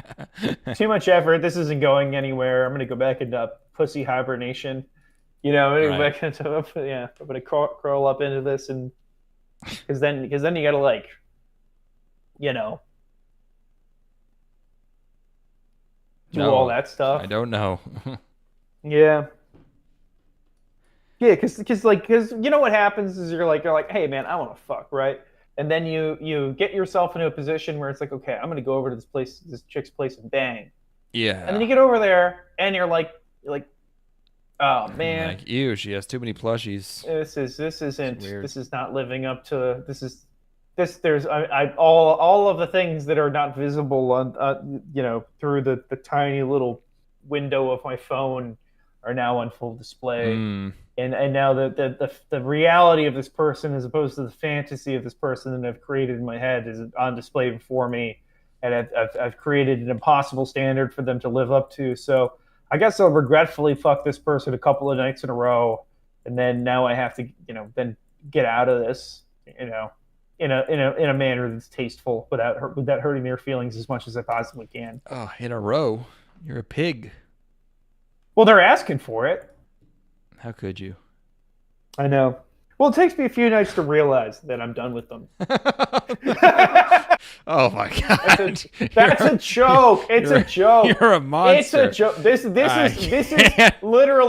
literally all a bit. I go on fucking dates. I go on dates. You do tell me regularly about going on dates where you do not have sex with the lady. Yeah. I'm a real guy. I'm doing the right. I'm not fucking taking advantage of anybody. I go on dates. And then I'm like, nah, this isn't going anywhere. And and then sometimes they're just straight up booty calls. Sometimes you just get booty called, man.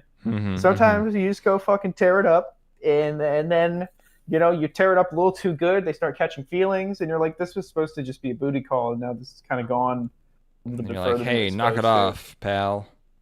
Yeah, listen here. Listen right here. Right. Well, you coming around here with some bullshit, anyway. We should move on before this goes any further. Yeah, let's not talk about that anymore. Yes, Kill Ow is next. Kill Blue, you might know it as manga. This is written and illustrated by Tadatoshi Fujimaki of Kuroko's basketball fame. Kuroneko, very popular basketball sports shonen. Studio Q, who have done like just this. This is about a cool guy who smokes cigarettes and he kills a warehouse full of guys, and there's jazz. Whenever there's jazz, you're like, oh, this is cool. This is cool. Yeah, he's really cool right now. And he gets stung by a mysterious insect, and he becomes a kid. We're 21 Jump Street now, and he has to go back to high school. And he has to do his Jiko Shokai, and because he's a seasoned assassin, he's not used to dealing with people, so he has bad interpersonal skills, and so he's not good at being a high school student, even though he's a deadly warrior. And his greatest challenge is fitting in at this high school. Yeah, Rob Schneider is. Yeah, he's there's mean bitches. And one of my notes is just a question mark. I don't know what happened. I think I thought I would remember what happened that was so questionable to me. But it's one of these notes is just, what? I don't know. what it was. But he one thing that happens is he discovers he loves school so much he discovers the concept of negative numbers, and he's like, whoa, this is awesome. So it's less an assassin discovering his humanity. I think he's just discovering that he's Asian. He's like, whoa, math is amazing. This is played the wrong way. This is, because like, in the fantasy of going back and like going to high school again and like doing it all over again, rarely does the idea of learning everything better the second time around come up as something that sounds like it would be kind of entertaining. Yeah, but like, what if I loved math? I bet it would be way more fun this time around. Just like your biggest problem is you have to do math questions. Yeah. And like you also have slightly more discipline because you're an adult. So you're like, well, I'm just gonna do my homework.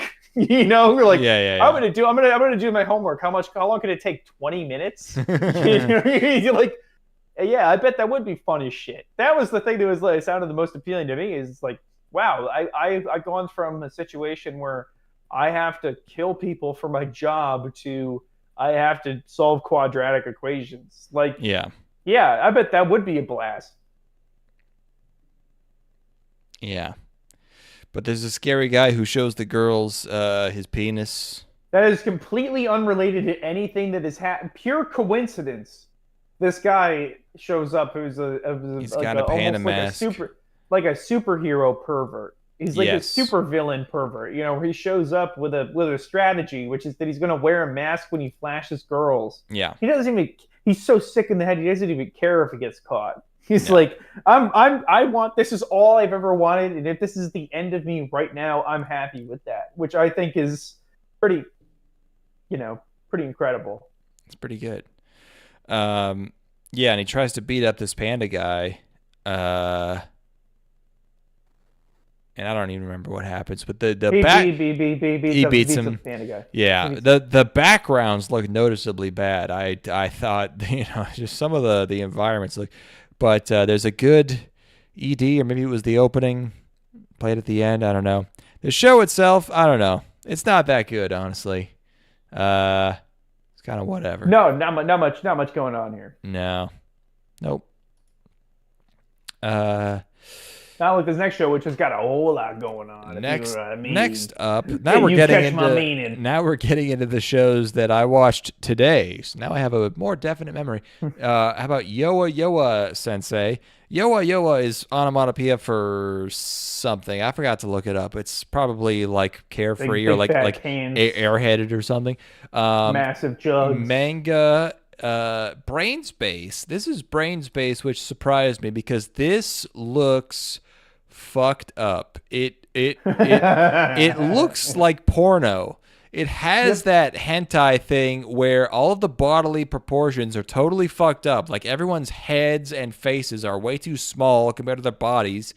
And like their faces themselves everyone looks like they have fetal alcohol syndrome, and they don't stay on model at all. It's very weird. Yeah, it's way too distorted to be sexy, for sure. Yes. Like this is like these are proportions. This is the just look at this. Look at how small her waist is. I get, okay, great, her boobs are big. Like, I love that. But look at how small her waist is. She doesn't have any hips. Like, it's just, and how small her head is. It's just weird. Like, nothing about this is right. Her hand is mangled. It's all wrong. Well, like, how big do the tits have to be to override the shittiness of everything else? And also, isn't it diminishing returns? It's like, do I really need the tits to be that big? Like, it's like that. Like, does that really add that much to the picture? You know, like when they get to this colossal size, where it's like really, man. Like that's just like they're distractingly large. I feel like most animated nudity fails to understand that proportion is maybe way more. Proportion is far more important than size. You know. Yeah, I mean, I have seen more absurdly large. Like they could have gone bigger, but yeah, I mean, I just want the rest of her body to be appropriately sized. I I don't care if the boobs are this big, but like they need to just fit everything else to them. And so her whole thing is that she's nervous and she's also very clumsy, and her voice is a little too ugu for me. Although that is actually kind of one of the that is explicitly addressed is our main boy character is trying to kind of help her because she can't really speak because she's too nervous, and also she's constantly she is like completely helpless. So this high school kid has to take her on as this like ward, basically, like to prevent her from falling into such situations as like he's concerned. It's like she doesn't know that it's raining. She doesn't know what to do if it's raining out. She's gonna get wet because it's raining. Like that's the level of hopelessness that we're helplessness that he thinks we're dealing with. Which, like, if the thought ever crossed my mind, it's like she doesn't know that her books are gonna get wet when she's out in the rain. Like that's you have to check yourself into a fucking psych ward, dude. Like that's an insane thing to think. But he's right though. No, he's not right at all. She has a fucking umbrella. The books were never gonna get wet. He's like, she doesn't know how to use it. She doesn't. She has it over her head. The umbrella's over her head. She's gonna fuck it up because she's always falling over herself because she can't do nothing. Yeah, so you got the same illness he's got. You've got the same. I must help them. I must help this pure maiden. You're just saying that because she's got huge cans. Yeah. Yeah, it makes me care about her more as a person. But so she's comically, cartoonishly dumb, or not even dumb. I guess she's just helpless. Oh shit! Oh no! Bye. I've accidentally unplugged my headphones while going to let my cat in from outside, so I can't hear anything. So I'm probably talking over Declan right now. Titties, boobs, knockers. Oh, okay. You have it coming out your speakers. Okay, I'm here. Okay. I wrote the word exercise. Oh, right. So there's just it's basically a lot of short comical scenes of her messing stuff up and him helping her. So she's exercising and he helps her with that because she gets wrapped in the jumping rope, and then she goes to the library and he has to help her with that, and he helps her talk to the class, and she gets a megaphone. There will be more girls in this show, as is shown in the opening there. But it looks weird. Was my main takeaway. I was like, why does it look like this? Yeah, her eyes are fucked up. They got like there's too much going on in there. Hollow everyone's and got these kind of short, compact faces. I don't know. It's got a vintageness to it to me. It's got like a little bit of kind of throwback, almost etchy stuff. It's not quite as pornographic as you'd want.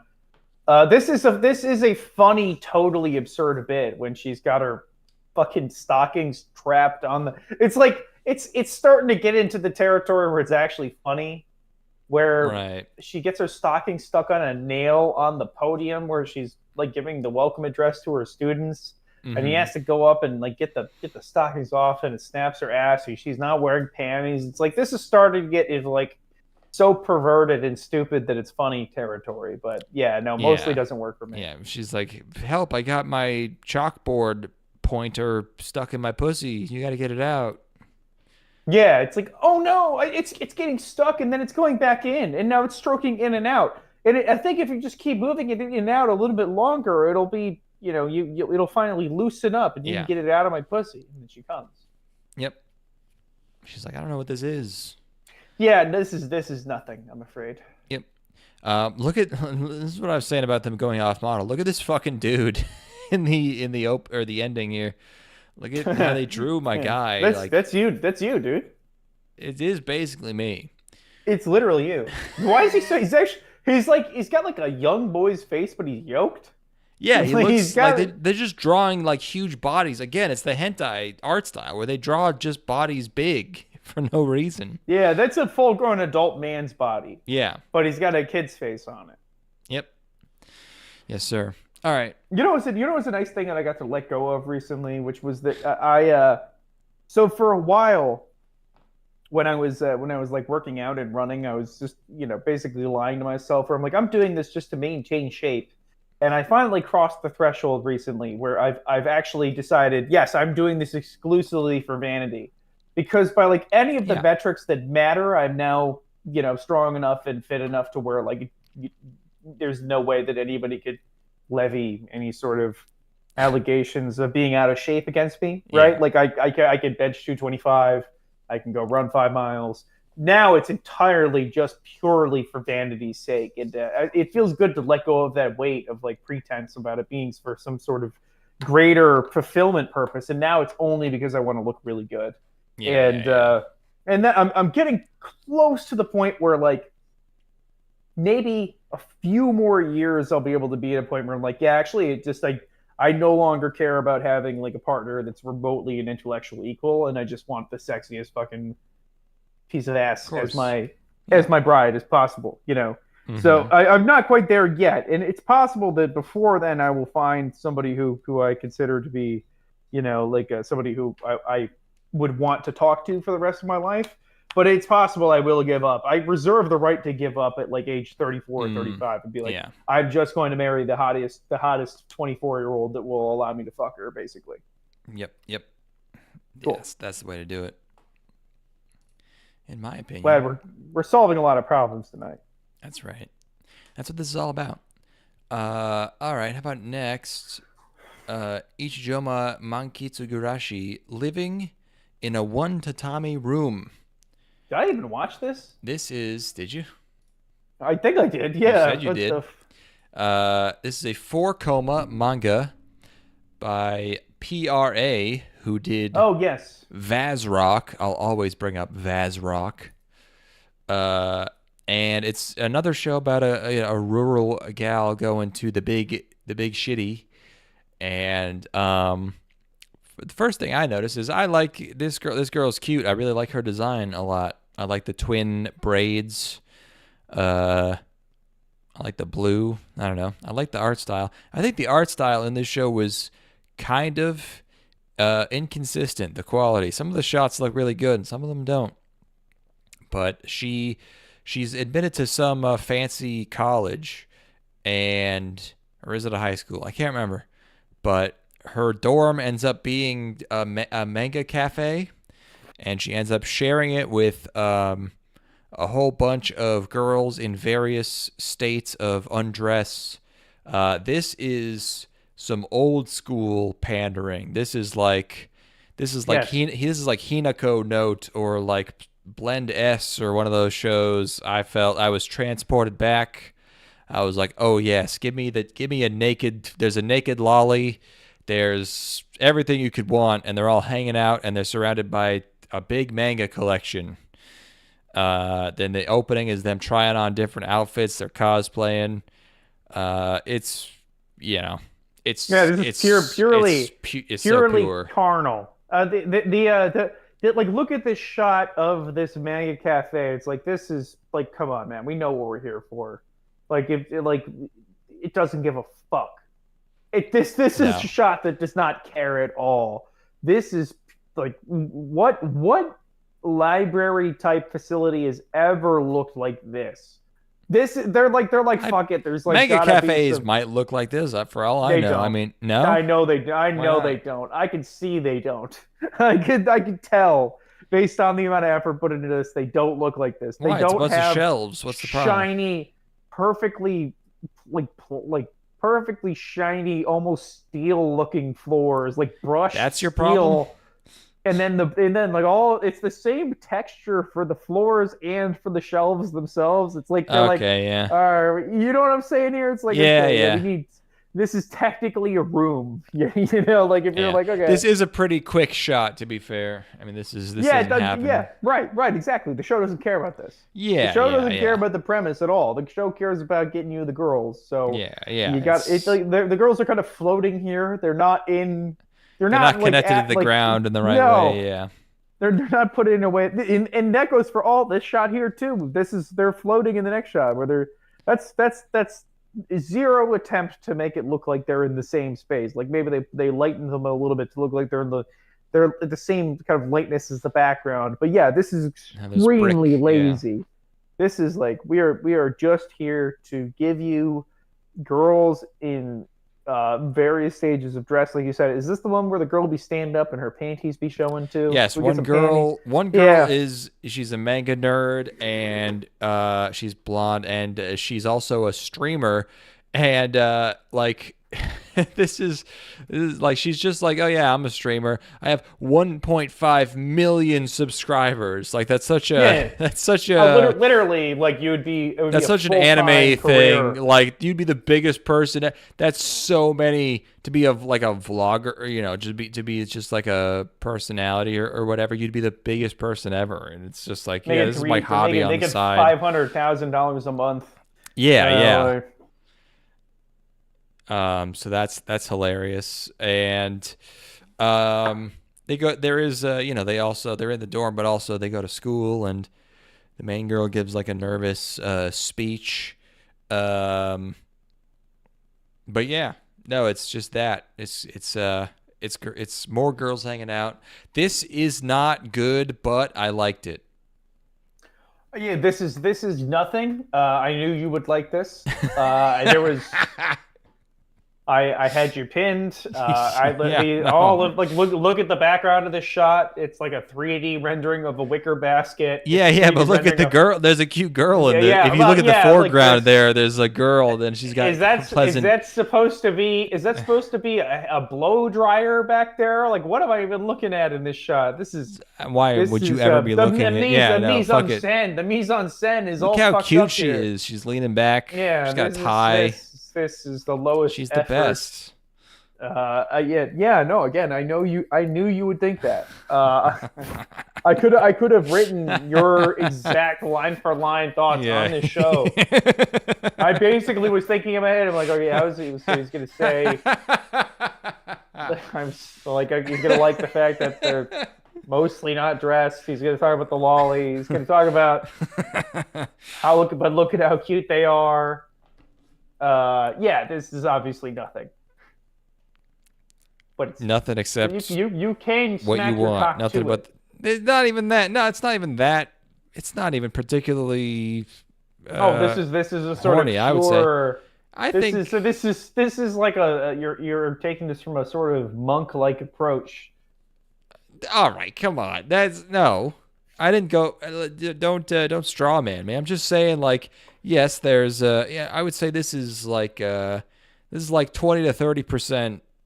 Yes, arrow. And we do look upon the arrow before us, and we take in the beauty of the lolly as she leaves the bathroom in a state of disrobe. What's wrong with that? I don't see that. We don't get a lot of that anymore. That's all I'm saying. The Lord hath bestowed us with an otaku girl with 1.5 million subscribers in her underwear. Yes. And like Kirino or something.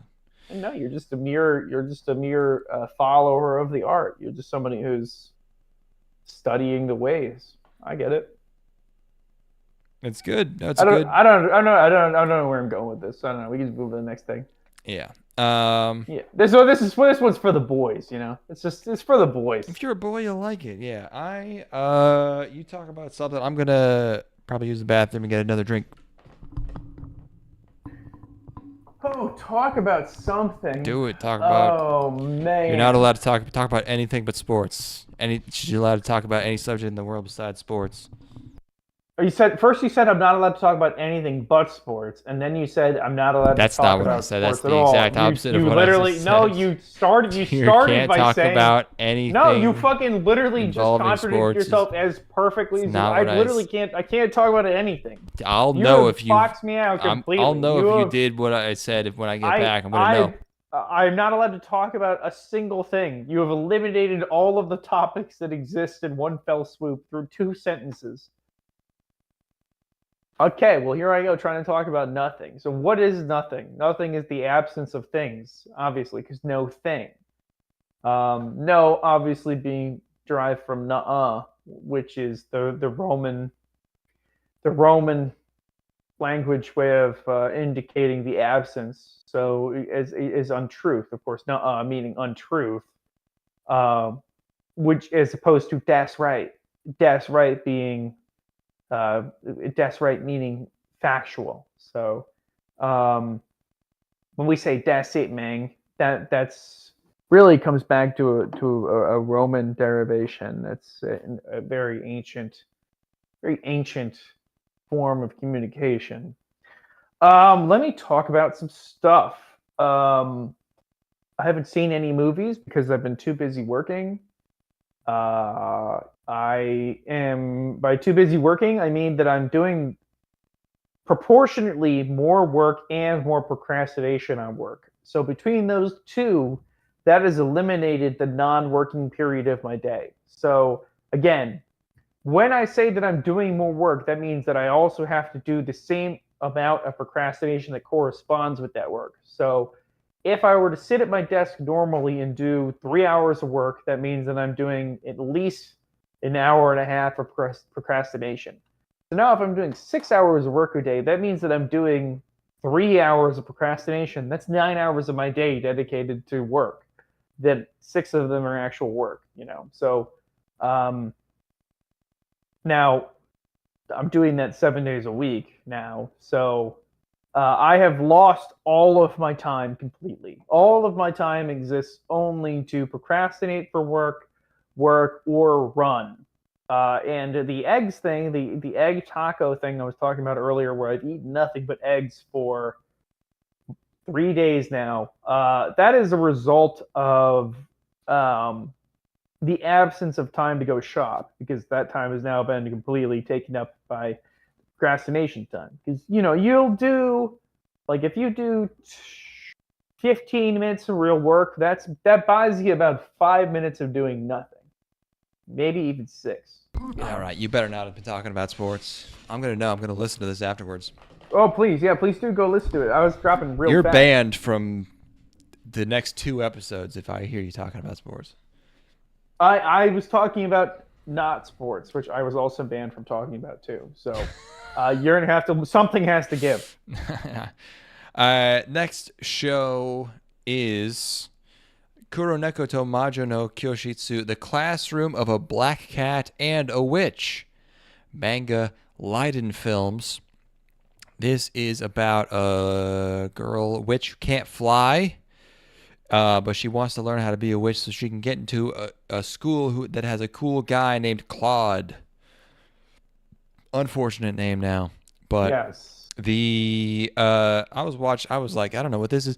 I was watching this. I was like, oh, the faces are pretty funny, and there's a lot of casual panty shots, which you don't see. Nowadays anime, you either see no panty shots or you see actually, you don't even see.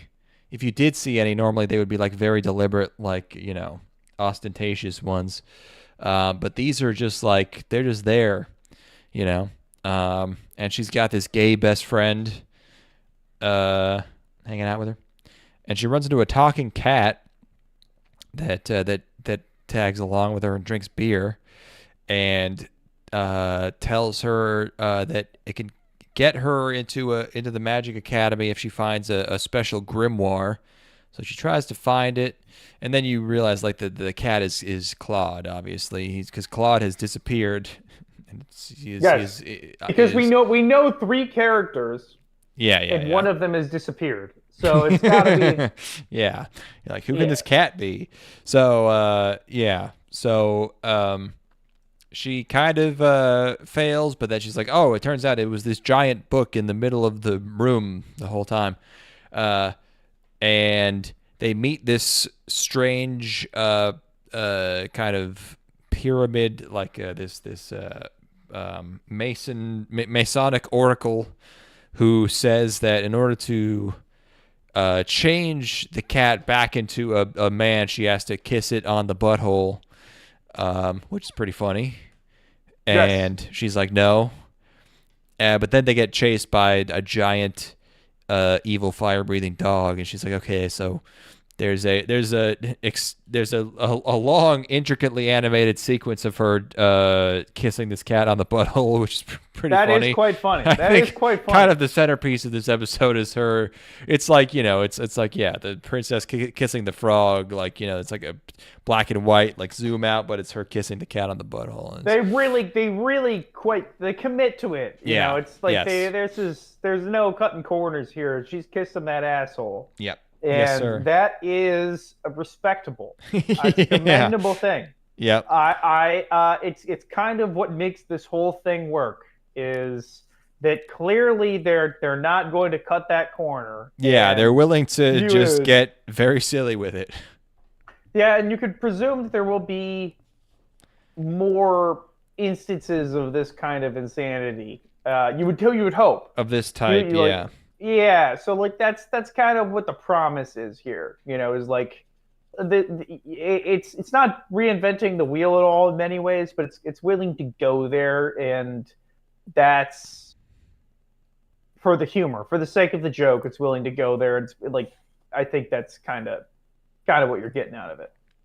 Yeah, and yeah, so he turns back into a guy, and she's like, "Oh my gosh, it's Claude." And he beats the thing, and he turns back into a cat, and that's the sort of progression of this. Is it's like, okay, she has to level up as a witch to be able to permanently turn him back into a guy.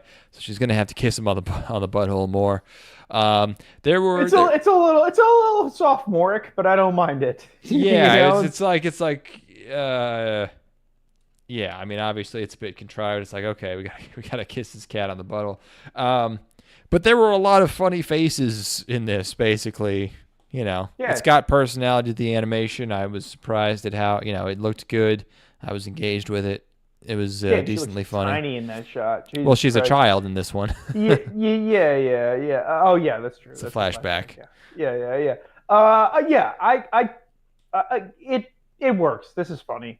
But it's not ever going to be anything that's my favorite, but I gotta admit they did in fact have that girl kiss that cat's ass. The Egyptian hieroglyph of the lady kissing the cat's butthole. It's also very funny.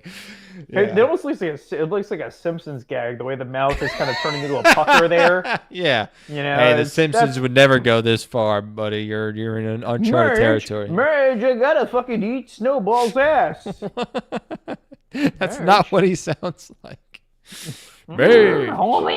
Homie, stop eating. Okay, your Marge is pretty good, actually. Your Marge is surprisingly good. Homie, you gotta stop eating that cat's ass. Oh, homie, just because you're hungry doesn't mean you can eat the cat's asshole. But Marge. But Marge. Okay, yeah, you can do Homer, I can do Marge. Yeah, you're way better at Marge, I'm better at Homer. Homie.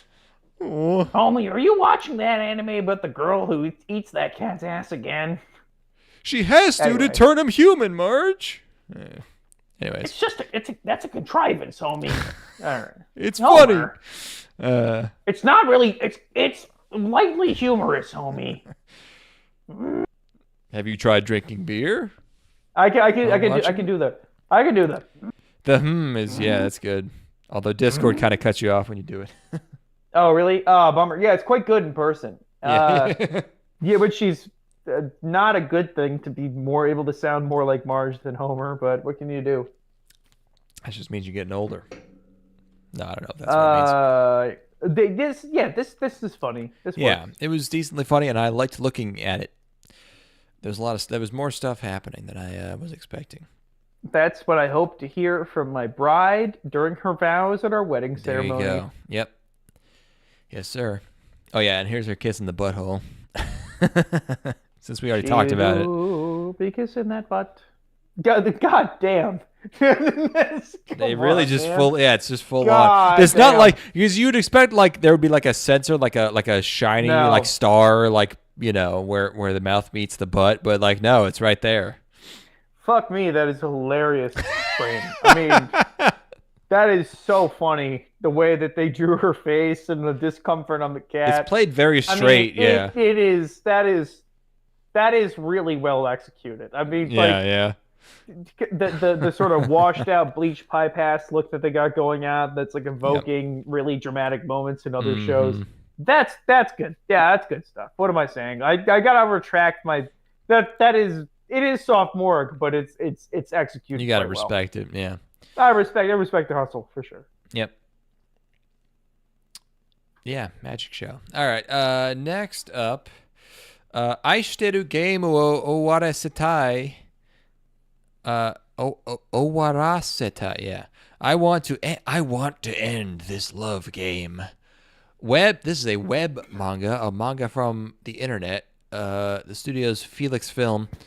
I accidentally downloaded episode 5. I had to re-download.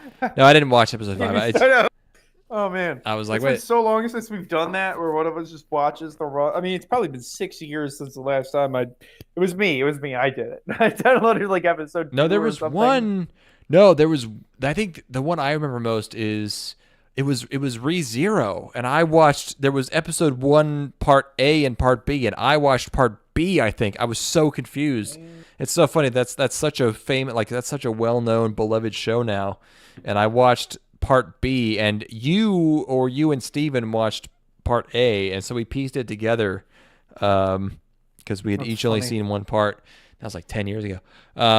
But yes, this I watched episode 1, and it's these two. It's the boy and a girl, very cute couple, and we're just at first I was like, a boy, she was a girl. Can it get any more obvious? Yeah, and at first I was like, okay, they got kind of a Kaguya-sama thing going on. And then the episode kept going, and I was like, okay, this is just Kaguya-sama. It's the exact same premise, which is that they like each other, but they're too proud to admit it. And we're doing that again. And it's going to be tough to outdo Kaguya-sama because it's probably the best romance since Toradora. But, it's like fine, whatever. The girl's cute. I like her hair. She's nice. She's really nice. I mean, this is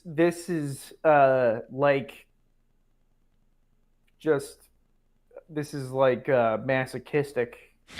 I would say this is some kind of fucked up. I can't put my finger on why. It's a blue ball comedy, yeah. Yeah, I really can't put my finger on what about this is so fucked up. But this is two people who have it's like we were talking about a few weeks ago, where like consensual non-consent, but like the gimmick is, What? we were talking about like a situation where like consensual non-consent, but then also the kink is that there's another layer above that, right, where it's consensual non-consensual. Where it's like these are people who are in a game where the game is that they're in love with each other. And the game is to one up each other as far as what would it be like if we were in love with each other. Well, obviously they both actually are in love with each other. Yes. And it's just such a deranged way of living your life that it becomes like a weird sort of kink. And this is no way for a person to exist, and it's almost disturbing to watch. Well, this is I know this is a well we keep coming back to now, but I feel like this might be another age thing where, like, when you're young, you're like, oh, wouldn't it be funny if you and a girl both liked each other, but you couldn't admit it? And when you're old and you have no time left, you're like, come inside her immediately. What are you doing? Come inside her right now. No, you can't wait any longer. Don't wait 1 second. Ah! Yeah. Life is for the living. Yeah. You need to have children right now when you have the most energy. You're like 18. Yeah. Do it now. So. Yeah, I know. This is a fantasy that only exists for people between the ages of like 12 and 18. And then anybody outside those windows recognizes the absurdity of this. And it's like you have to stop.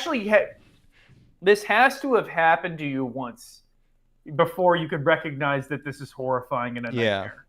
Yeah. Where like you have no matter how long, whatever length this is, this a manga adaptation? Yes, web manga. Yeah, whatever length this web manga is, that is precious time being wasted by these people where they could be fucking while they're both really young and hot. You know? Yeah. And instead, they're doing this stupid gimmick game, and like they're both secretly masturbating when they get home later. That's not in the show, by the way. That's some editorialization on your part. It is part. in the show. It is in the show. It's out. I don't want to misrepresent. I don't have the time code right now, but it is actually in the show. It's heavily implied to the point where you'd have to be kind of naive not to recognize it. You have to be inexperienced, perhaps. Yeah, you would have to have never masturbated before. You have to have never come. I like this frame where he's just like angry at Butt. He's like, "Get away from me." Yeah, this is. I mean, yeah, this is mildly entertaining, but more just upsetting. Yeah, I was angered by this. Yeah, but I mean, I get it. Yeah, I get it too. I think Kaguya-sama did a better job of sort of rationalizing this kind of dynamic between the two characters, whereas in this one it's more laid bare, so it's a bit more anger inducing. I just see where it's going, which is that they're going to be in a situation where they're both fucking other people in front of each other.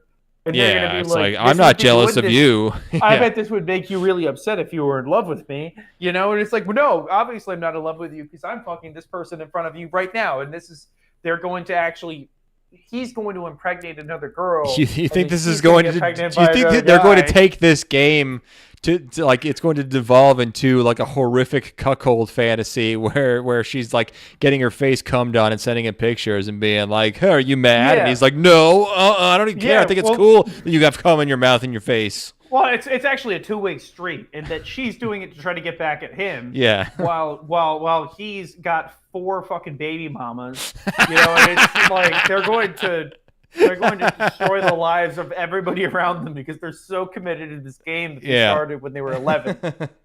Yeah. Yep. Damn, man. I remember this one time in college. I was dating this girl and we broke up, and it was like I got invited to go to her birthday party a few weeks later or whatever. After you broke up, she invited you to her birthday party? I don't remember what the circumstances were, but I think I got invited to go to her party. I was at her birthday party, and I had brought her a Junji Ito book because she was into anime and manga. Anime and manga. Is this one of the black lesbians you hung out with in college? No. This was not. This is a white. I'm not going. No, it was not. But I'm not going to go into specifics. Whoa! I didn't know. I didn't know. I need to tell me about this. Tasted the rainbow, dude. What the fuck? I didn't know you ever strayed outside the. Oh no! The Caucasus. I want to go. I want to taste all the flavors. I'm a worldly man. Okay. I'm a traveler. What, Asian? Perhaps. Perhaps a peninsula. Yeah.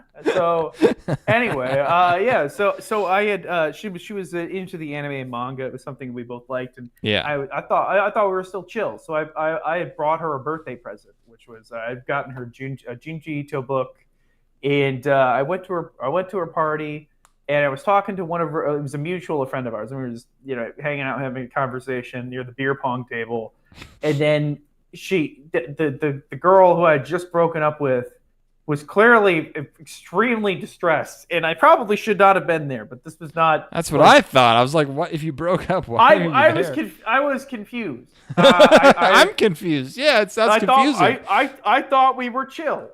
And, you thought it was that amicable of a breakup that you could just show up. Oh yeah.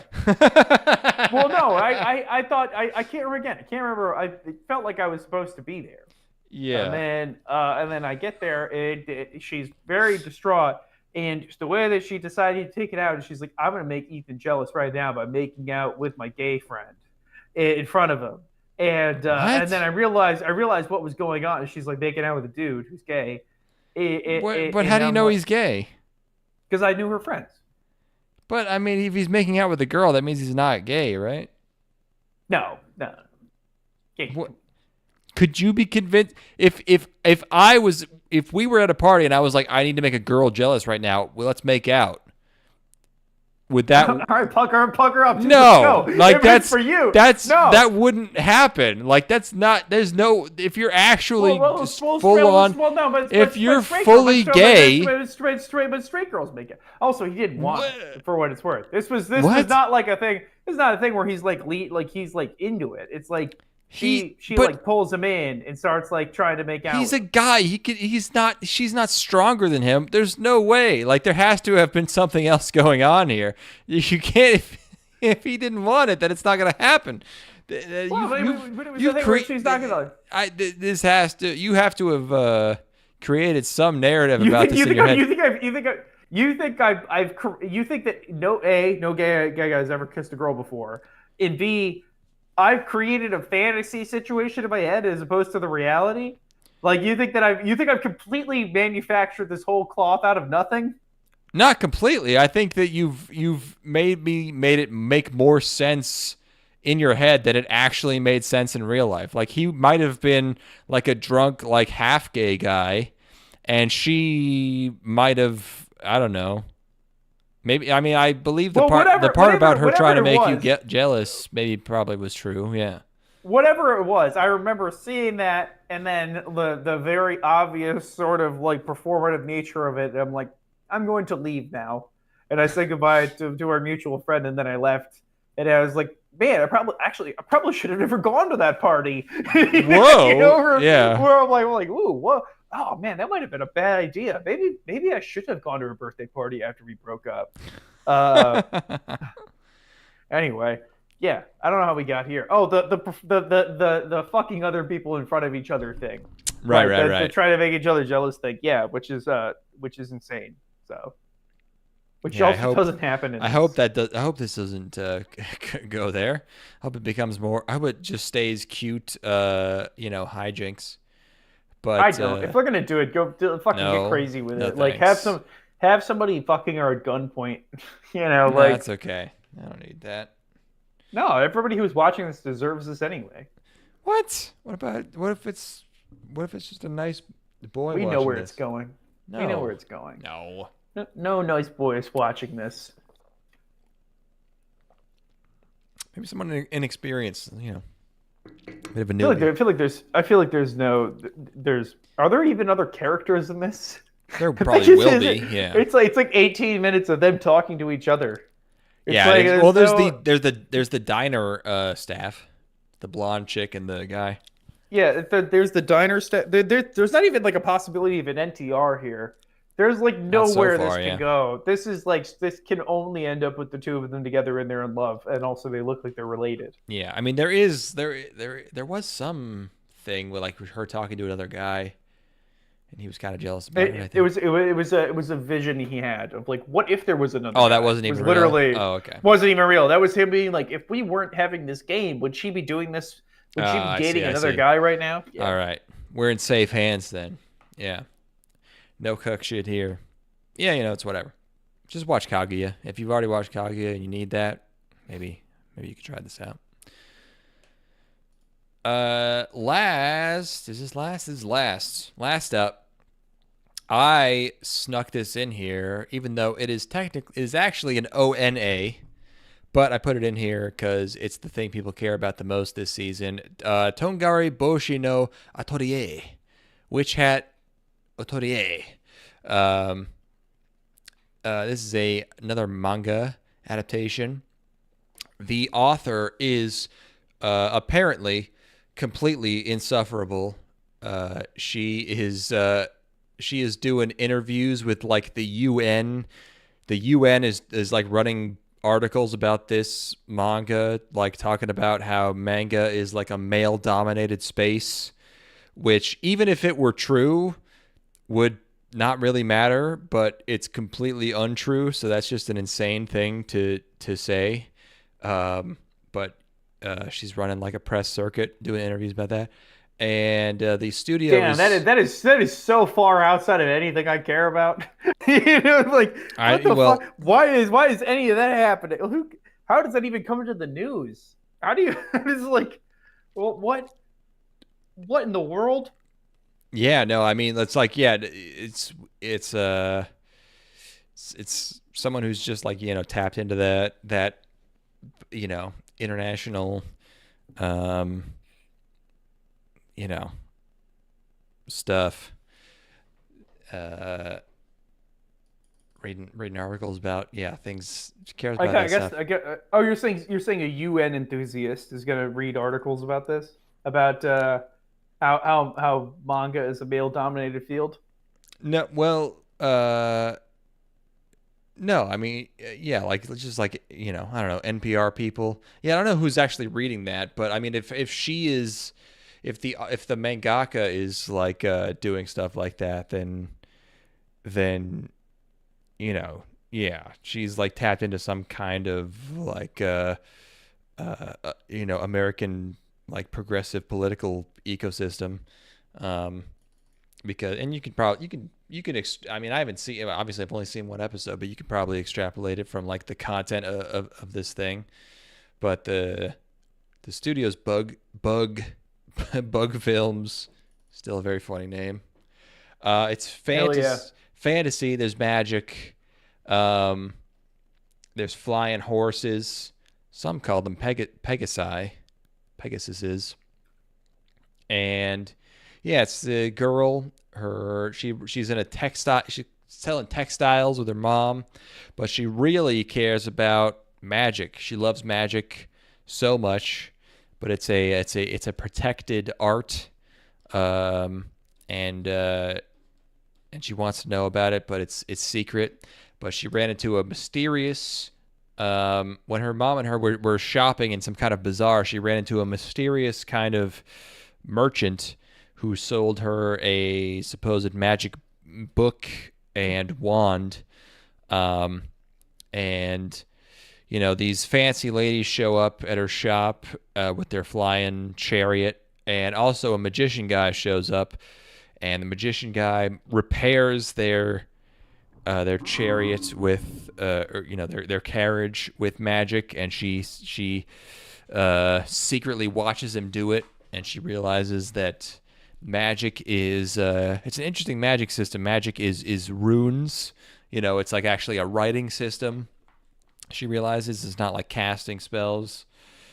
This whole sequence of her sneaking around to go get a peek at what he's doing is like fucking absolutely masterfully done. This is like good, yeah. The way it's directed is amazing. Actually, everything in this is like, the presentation of this is totally top notch. I mean, it just looks so good. That's really all that matters. Is this show? Yeah, this show is animated to fuck. Like ridiculous. Absolutely on fleek. This be looking like a movie. The lighting is great. The colors are great. Yes, last night was a movie. The character designs are great. It's like it's straight up is like a movie. It's like a movie. I wasn't joking. This shit is like a movie. It's like the way the camera moves and the way that the characters. It just, the environment feels real and lived in, and like the characters are actually navigating a real space rather than moving around through like flat backgrounds. It's like, ooh, baby. This is Kino. Oh yeah. I don't use that term lightly. I think that this is Kino is like one of the lamest, stupidest fucking developments of internet communication. But this shit is Kino. It is. Like, no, yeah. 100%. Like this is. I was like kind of like getting emotional watching this, just because I'm like, holy shit, this is literally this should be like a movie. Yeah. Yeah. It's just, wow, so well done, and so much communicated visually and through, without dialogue and without having to overly explain stuff, and man, delightful. Yeah, I mean, even if the content of this sucked, it would just be worth it just to look at it. But yeah, it's the world building's nice, and just it looks amazing. It kind of has like similar to like we were talking about the cat butthole show, where it's like a contrived premise. It's like, oh, now you have to level up so we can achieve this goal. It's like kind of the same thing where she learns magic and she accidentally imprisons her mom in crystal, and so the guy's like, now we have to make you into a witch so that you can undo they have this. to jam the premise in at the end of the episode. Yeah, it's the same. It's the same thing where it's like, well, now you have to level up. Now we have to keep going. Yeah. Now we have to make sure the audience is aware of what the conflict is before the show ends. What the progression has to be. Yeah. Shit, I just lost my train of thought. Looks really good. Very entertaining. Well executed. Kino, it's sick. It's really a show about how it's a series about how mass literacy has been a gigantic mistake, similar to how you were talking about YouTube comments earlier. It's really about how Gutenberg is the greatest villain of all of humanity. How we need to gatekeep communication for sure. Yeah. Oh, this is. Thank you for bringing up this screenshot that reminded me. So, when we did Fate, I can't remember which one it was. Is it Fate? Oh God. Okay. There's only two. Ryder in Fate. The one in Fate Zero. In Fate Zero, Ryder. Is it Ryder? Alexander the Great.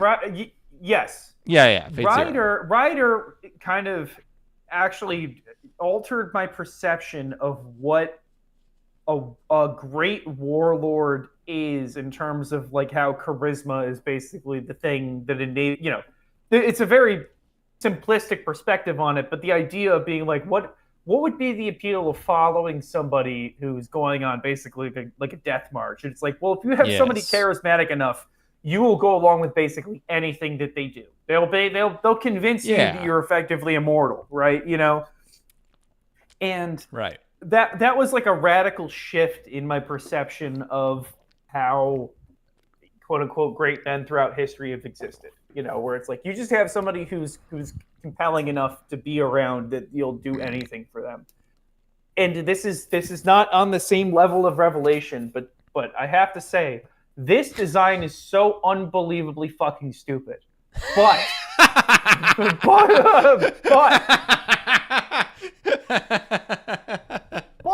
yeah.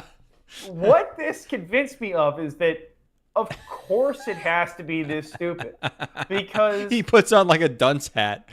It's the dumbest. He's wearing he's got one sunglass and one regular lens. He's got like Under Armour on. Yeah, he's got like Under Armour, but he looks like the homeboy from fucking Berserk. He looks like it's like whatever. It's an incredibly stupid design, but it makes sense because this is an esoteric class of people. This is a type of person whose entire life is built in shrouded mystery, and of course they would dress as fucking stupid as they possibly can. They exist so far outside the world of normal to where like people aren't even allowed to watch them work. So he's from an aristocratic caste, and that kind of got me thinking about like wizards in general. And like why wouldn't wizards dress this stupid? Like there are so many leagues more powerful than the commoners that they're interacting with. Like they should be wearing the most ornate, ridiculous stuff possible all the time. So yes, this is good enough. Occasionally, an anime is good enough to where it makes me think about things outside of the anime itself, just based on the stuff that appears in it. And this is one of them, where I was like, I saw this initial design. I'm like, that is one of the dumbest fucking designs I've ever seen in my life. And by the end of it, I'm like, yes, of course, he must dress this way. He must dress this stupid. So, damn, look at that, man. Are you kidding me? Fuck. What the fuck? It be looking good. This shit is tight as hell, man. God damn. Yep. Really well done too. It's like pretty much a perfectly executed first episode, I'd say. Again, shy of just having to jam all that stuff in at the end. Oh, but realizing that the wand is a pen, and of course the ink is stored in the bauble at the end. Ah, wonderful stuff. It is good, yeah. This is terrific. I hope this continues being good. Yeah, I don't know. I guess there's no way to know. We'll never be able to find out if this continues being good. Yeah, I think the manga is probably still ongoing. Yeah, it's I don't know if it's gonna be. You can get the gist of like it's gonna be some like, oh, everyone should, use magic, and it has this kind of, based on what I've heard about it, it kind of seems like it's, if you imagine it as some kind of, as like a series where it's like a really short guy, like, being like, oh, everyone can play basketball, and like actually if you feel like you're short, it's because there's some like secret society of people like keeping the secrets away from you. I don't know if it's gonna go that way, but it's gonna look nice the whole way as long as it's animated. Although, yeah, this looks good enough to where they're probably right. Although, this is what I remembered though, because I remembered this studio is the studio that did Zom 100, and I went, hold on, wait a second, didn't Studio Bug's last show have scheduling issues or something? No. And I was like, yes, here's the summary here. Zom 100, and we watched the first episode of this show. We were huge on it because it looked awesome. Same thing, looked amazing. Zom 100 Bucket List of the Dead suffered severe production issues during its summer 2023 premiere caused by a strained schedule and understaffed teams.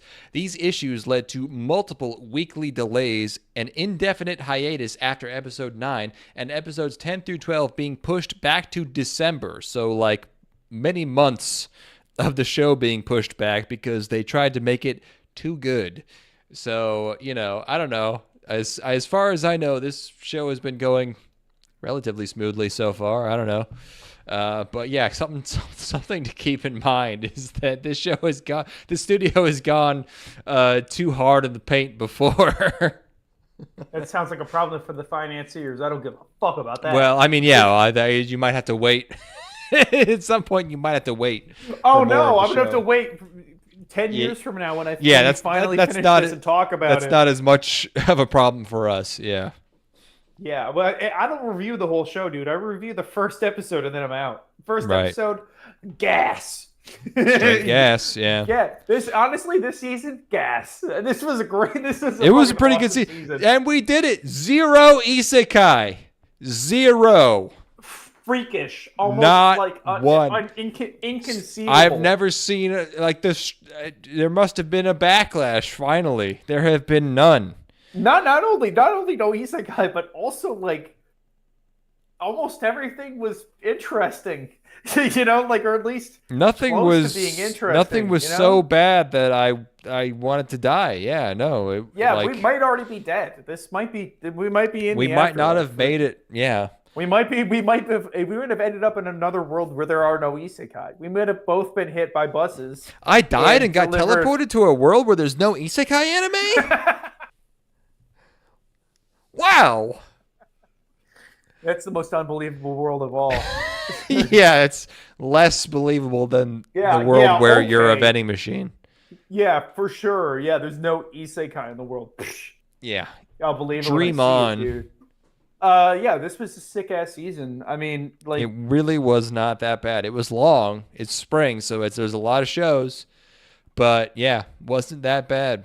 That was tight. I mean, every single section, we did 4 episodes of each time. We had multiple things that were genuinely exciting to talk about, and yeah, like even this, we didn't even we have to cope and talk about how this show about girls serving beer at baseball games is kind of interesting. Like this is straight up like we had good stuff to talk about across the whole thing. This is great. We are so fucked next season. There's no way. Well, we can't. We got to do now. We got to look at what's going on. What's happening for summer? Let me have a piss, and then we can look at what's happening. I mean, it's not going to be good. I'll promise you that. Hey, you never know. Okay, I need to figure out what song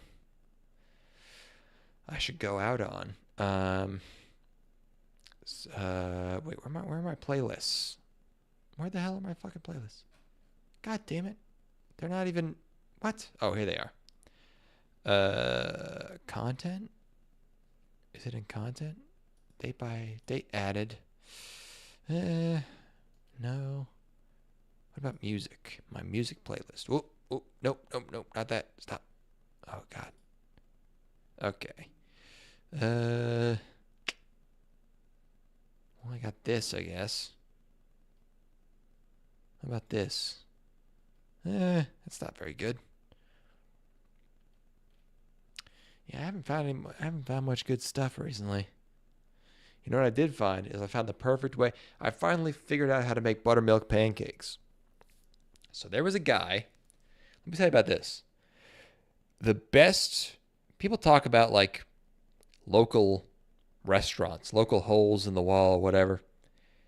And they really, they really idolize them. But usually, honestly, they're kind of shit. But there was one place in my town. It was a breakfast place. And everyone loved it. And they did actually make genuinely good breakfast food. And they closed down due to COVID. And I'll never forgive them for it. But they made these pancakes. And honestly, I was never even really into the pancakes. But there were a specific variety of very flat, not fluffy at all, very moist buttermilk pancakes. And how did we get to pancakes? Because I've been thinking about making them. I don't know. You know the breakfast place in our town, in our hometown, that everyone loves. The one that was renamed. The one that was started. No, they closed due to COVID. Are they back? I don't know. Type it out for me. Oh, you know the one. Oh wait, the one that we had a. Oh well, the one that we have a mutual acquaintance that owned. Yeah. I acquaintance is a strong word, I think, but sure. No, I think that's the exact appropriate word, right? Isn't it? I don't know. I mean, my dad worked there for a time, so I guess. Yeah, but the owner is your acquaintance. Did you ever meet the owner? He was my baseball coach when I was like in Little League, I guess. That is what an acquaintance is. I guess that's kind of an acquaintance. I don't know. that fits the perfect definition of acquaintance. Okay, sure then. Yeah, fine. But I mean, that was like that was the place everyone loved in our town, and they served a very specific type of pancake that I didn't even love, but like. Sometimes you get a craving for just like that type of pancake. And if you try to make pancakes with buttermilk and you expect to get that, you're not going to fucking get it. You're going to get something that is like cooked on the outside and just fucking goop on the inside. So I finally figured out how to do it. It's more egg, basically. It's more egg, less flour, and tons of buttermilk. And I did make them, and I figured it out, and they were okay. Anyways. All right, real quick, let's break this down. So, like, we have the trifecta of the breakfast confections, I would say, which is you have the pancake. Yeah. You have the French toast, and you have the waffle. Can you rank those for me real quick? Hey, Mr. Declan, I thank you for coming into the station. Why don't you take a seat? We just need you to rank these for us real quick. We've given you these three. Just no particular reason. We just want to see your opinion on these. Oh, I might put French toast up top. I'm going to be honest with you. I love a nice French toast. Okay. French toast up top. It's totally normal. I like pancakes. I like pancakes more than waffles, so I guess pancake would be 2. Waffle would be 3. Both waffles. Thank you for your transparency on this. You are going to prison forever. I figured you'd be saying that. No. Obviously, French toast is the best. Yeah, it's really good. It's like it just has the greatest. It has the highest ceiling of any of the three, I think, because just by nature of having the bread element in there, at this point in time as an adult, I only want French toast if I'm gonna have. And I also never want these things. But like if I'm going to want them, it's going to be French toast. I have no time for waffles at this point in my life, Yeah, I mean waffles great, but I mean yeah. Last time I was at that breakfast place, I actually got a frittata, and a frittata, or or a quiche. What is a frittata? It's like a it's like an egg pie with like peppers and stuff in it. Like a breakfast. Okay. Cheese. So like it is like that is very much like a quiche. Okay. Yeah. But I also recently, I don't know why I've been on such a pancake kick, but I found like this recipe for like fancy pancakes. It was like a YouTube video that was like make some Michelin star pancakes, and it's like a meringue. It's like whipped egg whites, and then you like stir the egg yolks back in, but it's like this like souffle thing that you fry really gently, and it becomes this super light, fluffy, but also really rich pancake. And then the guy, and I used my own maple syrup for this, but like you cook maple syrup down even more, and you add browned butter and like some salt, so it becomes like almost a salted caramel, and you eat that with on top of the pancake. It was one of the best things I've ever made in my life, and like every time I make pancakes for the rest of my life, I will be like, should I make the good pancakes or should I make regular pancakes? Because it was for the kids, crazy. You make the regular ones. Yeah, and for the wife, you make the good one. Yeah. For Mother's Day. Mother's Day. Yeah, for sure. Yeah, I almost made that for my mom for Mother's Day, but I don't actually know if she likes pancakes, so I ended up making. I took some what's it called? Rhubarb from my garden. I made some strawberry rhubarb biscuits. That sounds delicious. They're pretty good, yeah. Man, my mom and dad have fig trees that go really? absolutely stupid. Which I actually think they offered one to me to offer to you, because they have too many of them. They get too many figs now. So let me follow up on. I mean, I'll obviously be home. I have booked my travel. In less than 2 months from now, I will be in the Empire State for a full month, and I'll definitely bring you a fig tree if that's on the table. I thought figs were like a Mediterranean thing. I didn't even know you could grow them here. Dude, they are so prolific, and my mom has she's made some, basically what are elevated fig Newtons essentially. And man, how delicious they are! Oh, that's so good. Yeah, I think my mom did offer a fig tree to you like a month ago or something, and I just forgot to bring it up because she's like I have too many fig trees. I'm getting too many figs, so. But that's how it is with everything that they grow. It's like they're like I have too much garlic. I have too many onions. I have too many potatoes. I have too many figs. So I have to give them away. So I think they might just give you a whole tree. We'll see what's up with that. Oh, I would love more fruit trees. I love. The figs fruit. That's a great one too. Because it's like figs are so sweet, so fruity. Yeah. Anyway, I thought there was one more thing I wanted to talk. Oh, we were going to look at the next season. Yes. So we've got more Bleach, the fourth and final part of Bleach. We've got Bleach is done forever. Kimi wa Aisuru Kiwa Nai Toita Jiki wa Elsa, the daughter of a fallen aristocrat, receives news. Blah blah blah. Okay, well, who cares about that? Reijo, daughter of an influential prime minister. Okay, the second season of Clevites. Remember Clevites? No. Nope. As maidens... I remember the title, but I don't remember what it is. Yeah. No, me neither. Dokukobo's doing a show. Grand Blue Season 3. I'm seeing some kitties. I got a Yanni Neko. That looks like a bunch of cats smoking cigarettes to me. I think you've gone beyond farther than me. I haven't seen that.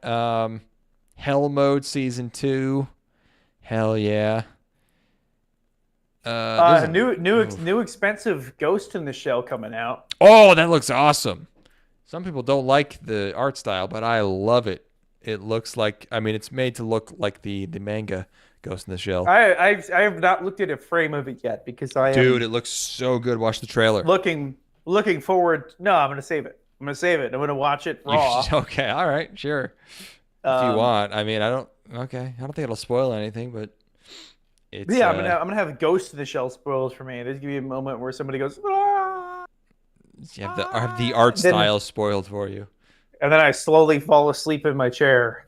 No, it's gonna be exciting, more exciting. I think it's like more cartoony, it's more sexy, it's brighter. Yeah,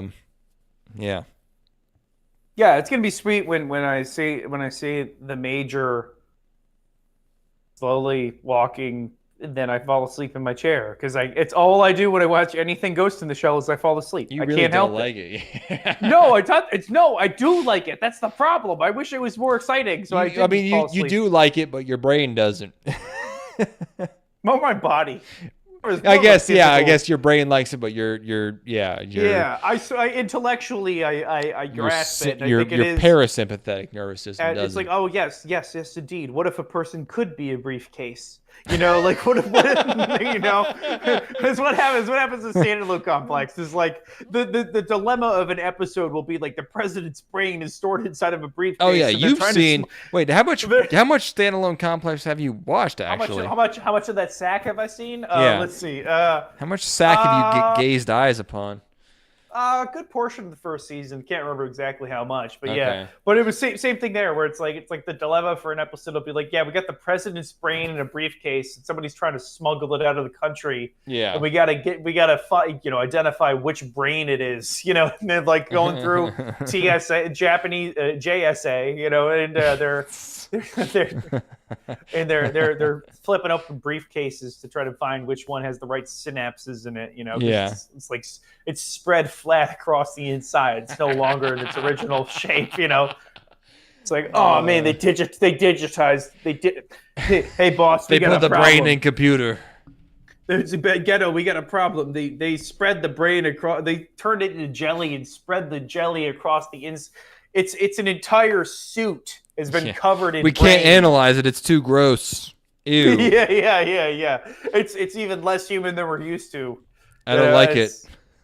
Yeah. It's like they have to dig the president's DNA and reconstruct his brain out of a sewer because somebody flushed his brain. We need to gather his DNA. We need to get a sample of his DNA out of the mouth of one of his interns. Yeah. It's like we think we can reconstruct his entire consciousness through all of his mistress's fucking pussies. Yeah, if we get the sperm cells from under the fingernails of his mistress, we can rebuild the president. It's like, wait a minute, it feels like we're almost there. We're just one person short. Hey, Major, I don't know how to tell you this, but a dead prostitute turned up in an alley last week, and there was some unidentified male reproductive sperm goo. Yeah. We got male sperm cum in this dead prost down in the alley. We don't even have a sus because the sec with a Mo's got a perf al. Yeah. So, I'm sure that'll be tight. I again, if I could stay awake long enough to watch the entire. It'll be less boring than the other ones because it's taken after the manga. I'm guessing. I just like the trailer so much that I'm going to bat for it. I'm sure it's you don't have. I'm wrong. This you have to understand. This is one where I'm just simply incorrect. We're like. Everyone. I haven't seen Sack, but yeah, everyone loves it and thinks this is the best thing ever. Everyone loves the '95 movie, and you also don't like that. So it's just like, yeah, it's not that I don't like it. Stop saying that. You have said multiple times that you don't like the '95 movie. You're gonna get me killed. I don't blame you. It's just that I really like it, and I understand. I understand. Yeah, like you have to understand. Like, how am I ever supposed to defend myself against allegations of being like a total fucking elitist asshole, piece of shit, fucking garbage man when I fall asleep every time I watch Ghost in the Shell 95, and I don't think Akira is good. I don't think Akira is good. I don't blame you for that one. Like what am I supposed to do? Like what is a man to do when you think that both of those things are not as good as people say? They're like the most fucking upheld examples of excellence in the medium. Again, I'm probably wrong on both accounts. It's just that like Akira makes no sense and doesn't work in its state. It's a broken movie. And then Ghost of the Shell is just boring. So but Akira started it all. That's what everyone always. It's like there's like people who think that Akira is really good, but then it's like all of the like writing and like analysis of Akira is like about how it started everything, and like that's where anime started. And it's like I cannot figure out what Akira did first. Like people act like it invented sci-fi, and I just can't figure out what they think it started. But this doesn't need to turn into... Is it like Gundam wasn't already fucking like past its prime, or like years after Blade Runner, like I don't know. Yeah, right. Well, that's how I feel about Ghost in the Shell. It's like Ghost in the Shell is even more boring Blade Runner, which is an awesome movie that I love. But even that, and I will defend the enhanced sequence in Blade Runner till the end of time, because if you can't put up with that, you simply don't deserve the rest of the brilliance on display in that movie. You don't deserve Tears of the Rain if you can't stand Deckard being like, oh, wait, hold on, adjust. 5 degrees to the right. Enhance? No, wait, zoom out. No, enhance again. Yeah, there's a big idiot. No, I'm sorry. Wait, zoom out. Yeah. Zoom all the way back out. Over there. Oh, I'm sorry. This is the wrong photo. This is from my vacation. Hold on. Let's get the... Yeah, this is me in Paris. Okay, let's bring up the... That's the right photo this time. This is the Maldives. Zoom in on our pussy. Enhance. Magnify. Lighten. Darken. Activate X-ray. Now darken. Bush it up, please. Can you bush it up more? Push it down. More bush. Older.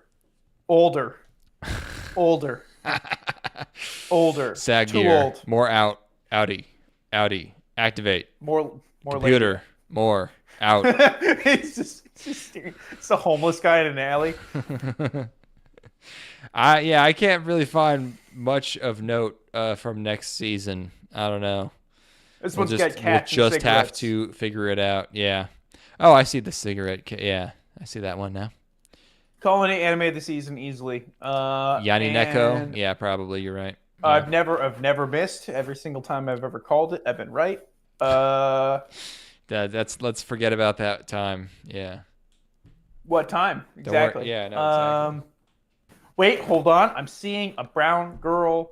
Let me get a look at this. Sorry, I apologize. The best show of the season is going to be Ryomen Zero Nin Start no Henkyo Ryoshu Sama. Because it has a brown girl. She's got a horn, which is very cute. Hold on, let me take a look at this. Don't even bother. I've already called dibs. She is mine. I can't even find this fucking show. What are you talking about? What's it called? Ryomen Zero Nin Start no Henkyo Ryoshu Sama. Start. Yeah.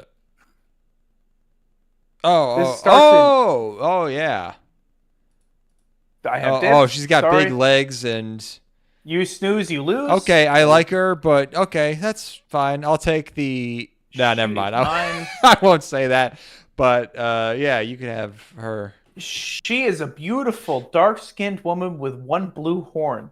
She belongs to the Oni folk clan and has a bad attitude towards outsiders. She's carrying the tiniest bucket of all time. She treats men with masculinity with favor, though She treats men with masculinity with favor, though, as their potential husbands. See? I knew there was a reason to like this bitch.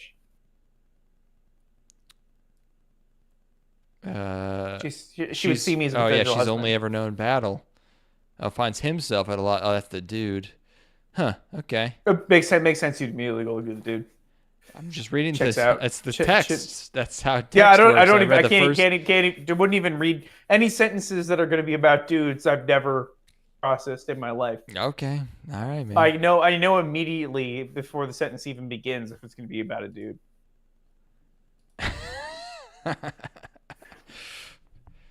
Nuh-uh. See, that sentence was about a dude, so I didn't process it. It was not. Nuh-uh. I know it was. See, that one was about a girl. So, what is PA Works got anything coming out soon? I'm feeling it's time for my every 5-year rewatch of Glass. Why do you sound so far away? Are you letting a cat back in? No, my microphone's behind my head right now. Oh, put it back. That's what happens when I think about Glass. A PA Works did Dust Beyond the End of the World in December of last year, and Skip to Loafer Season 2 is coming.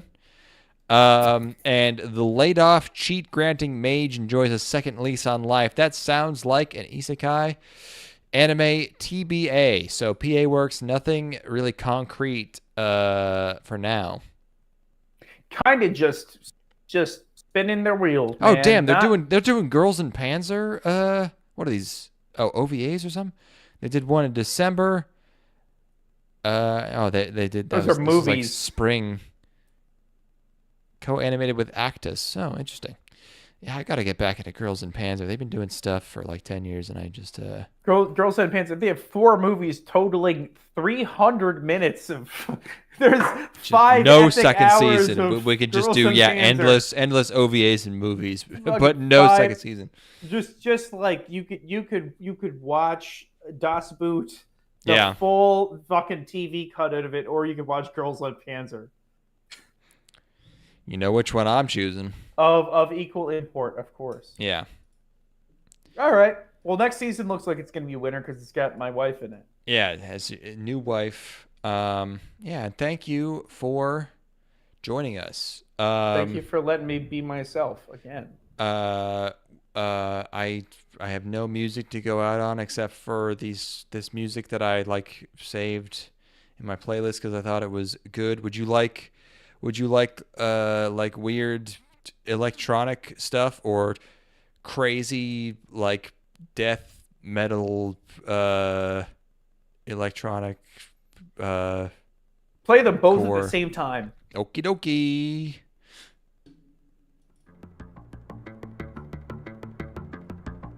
What show are we doing next? I don't know. We'll figure it out.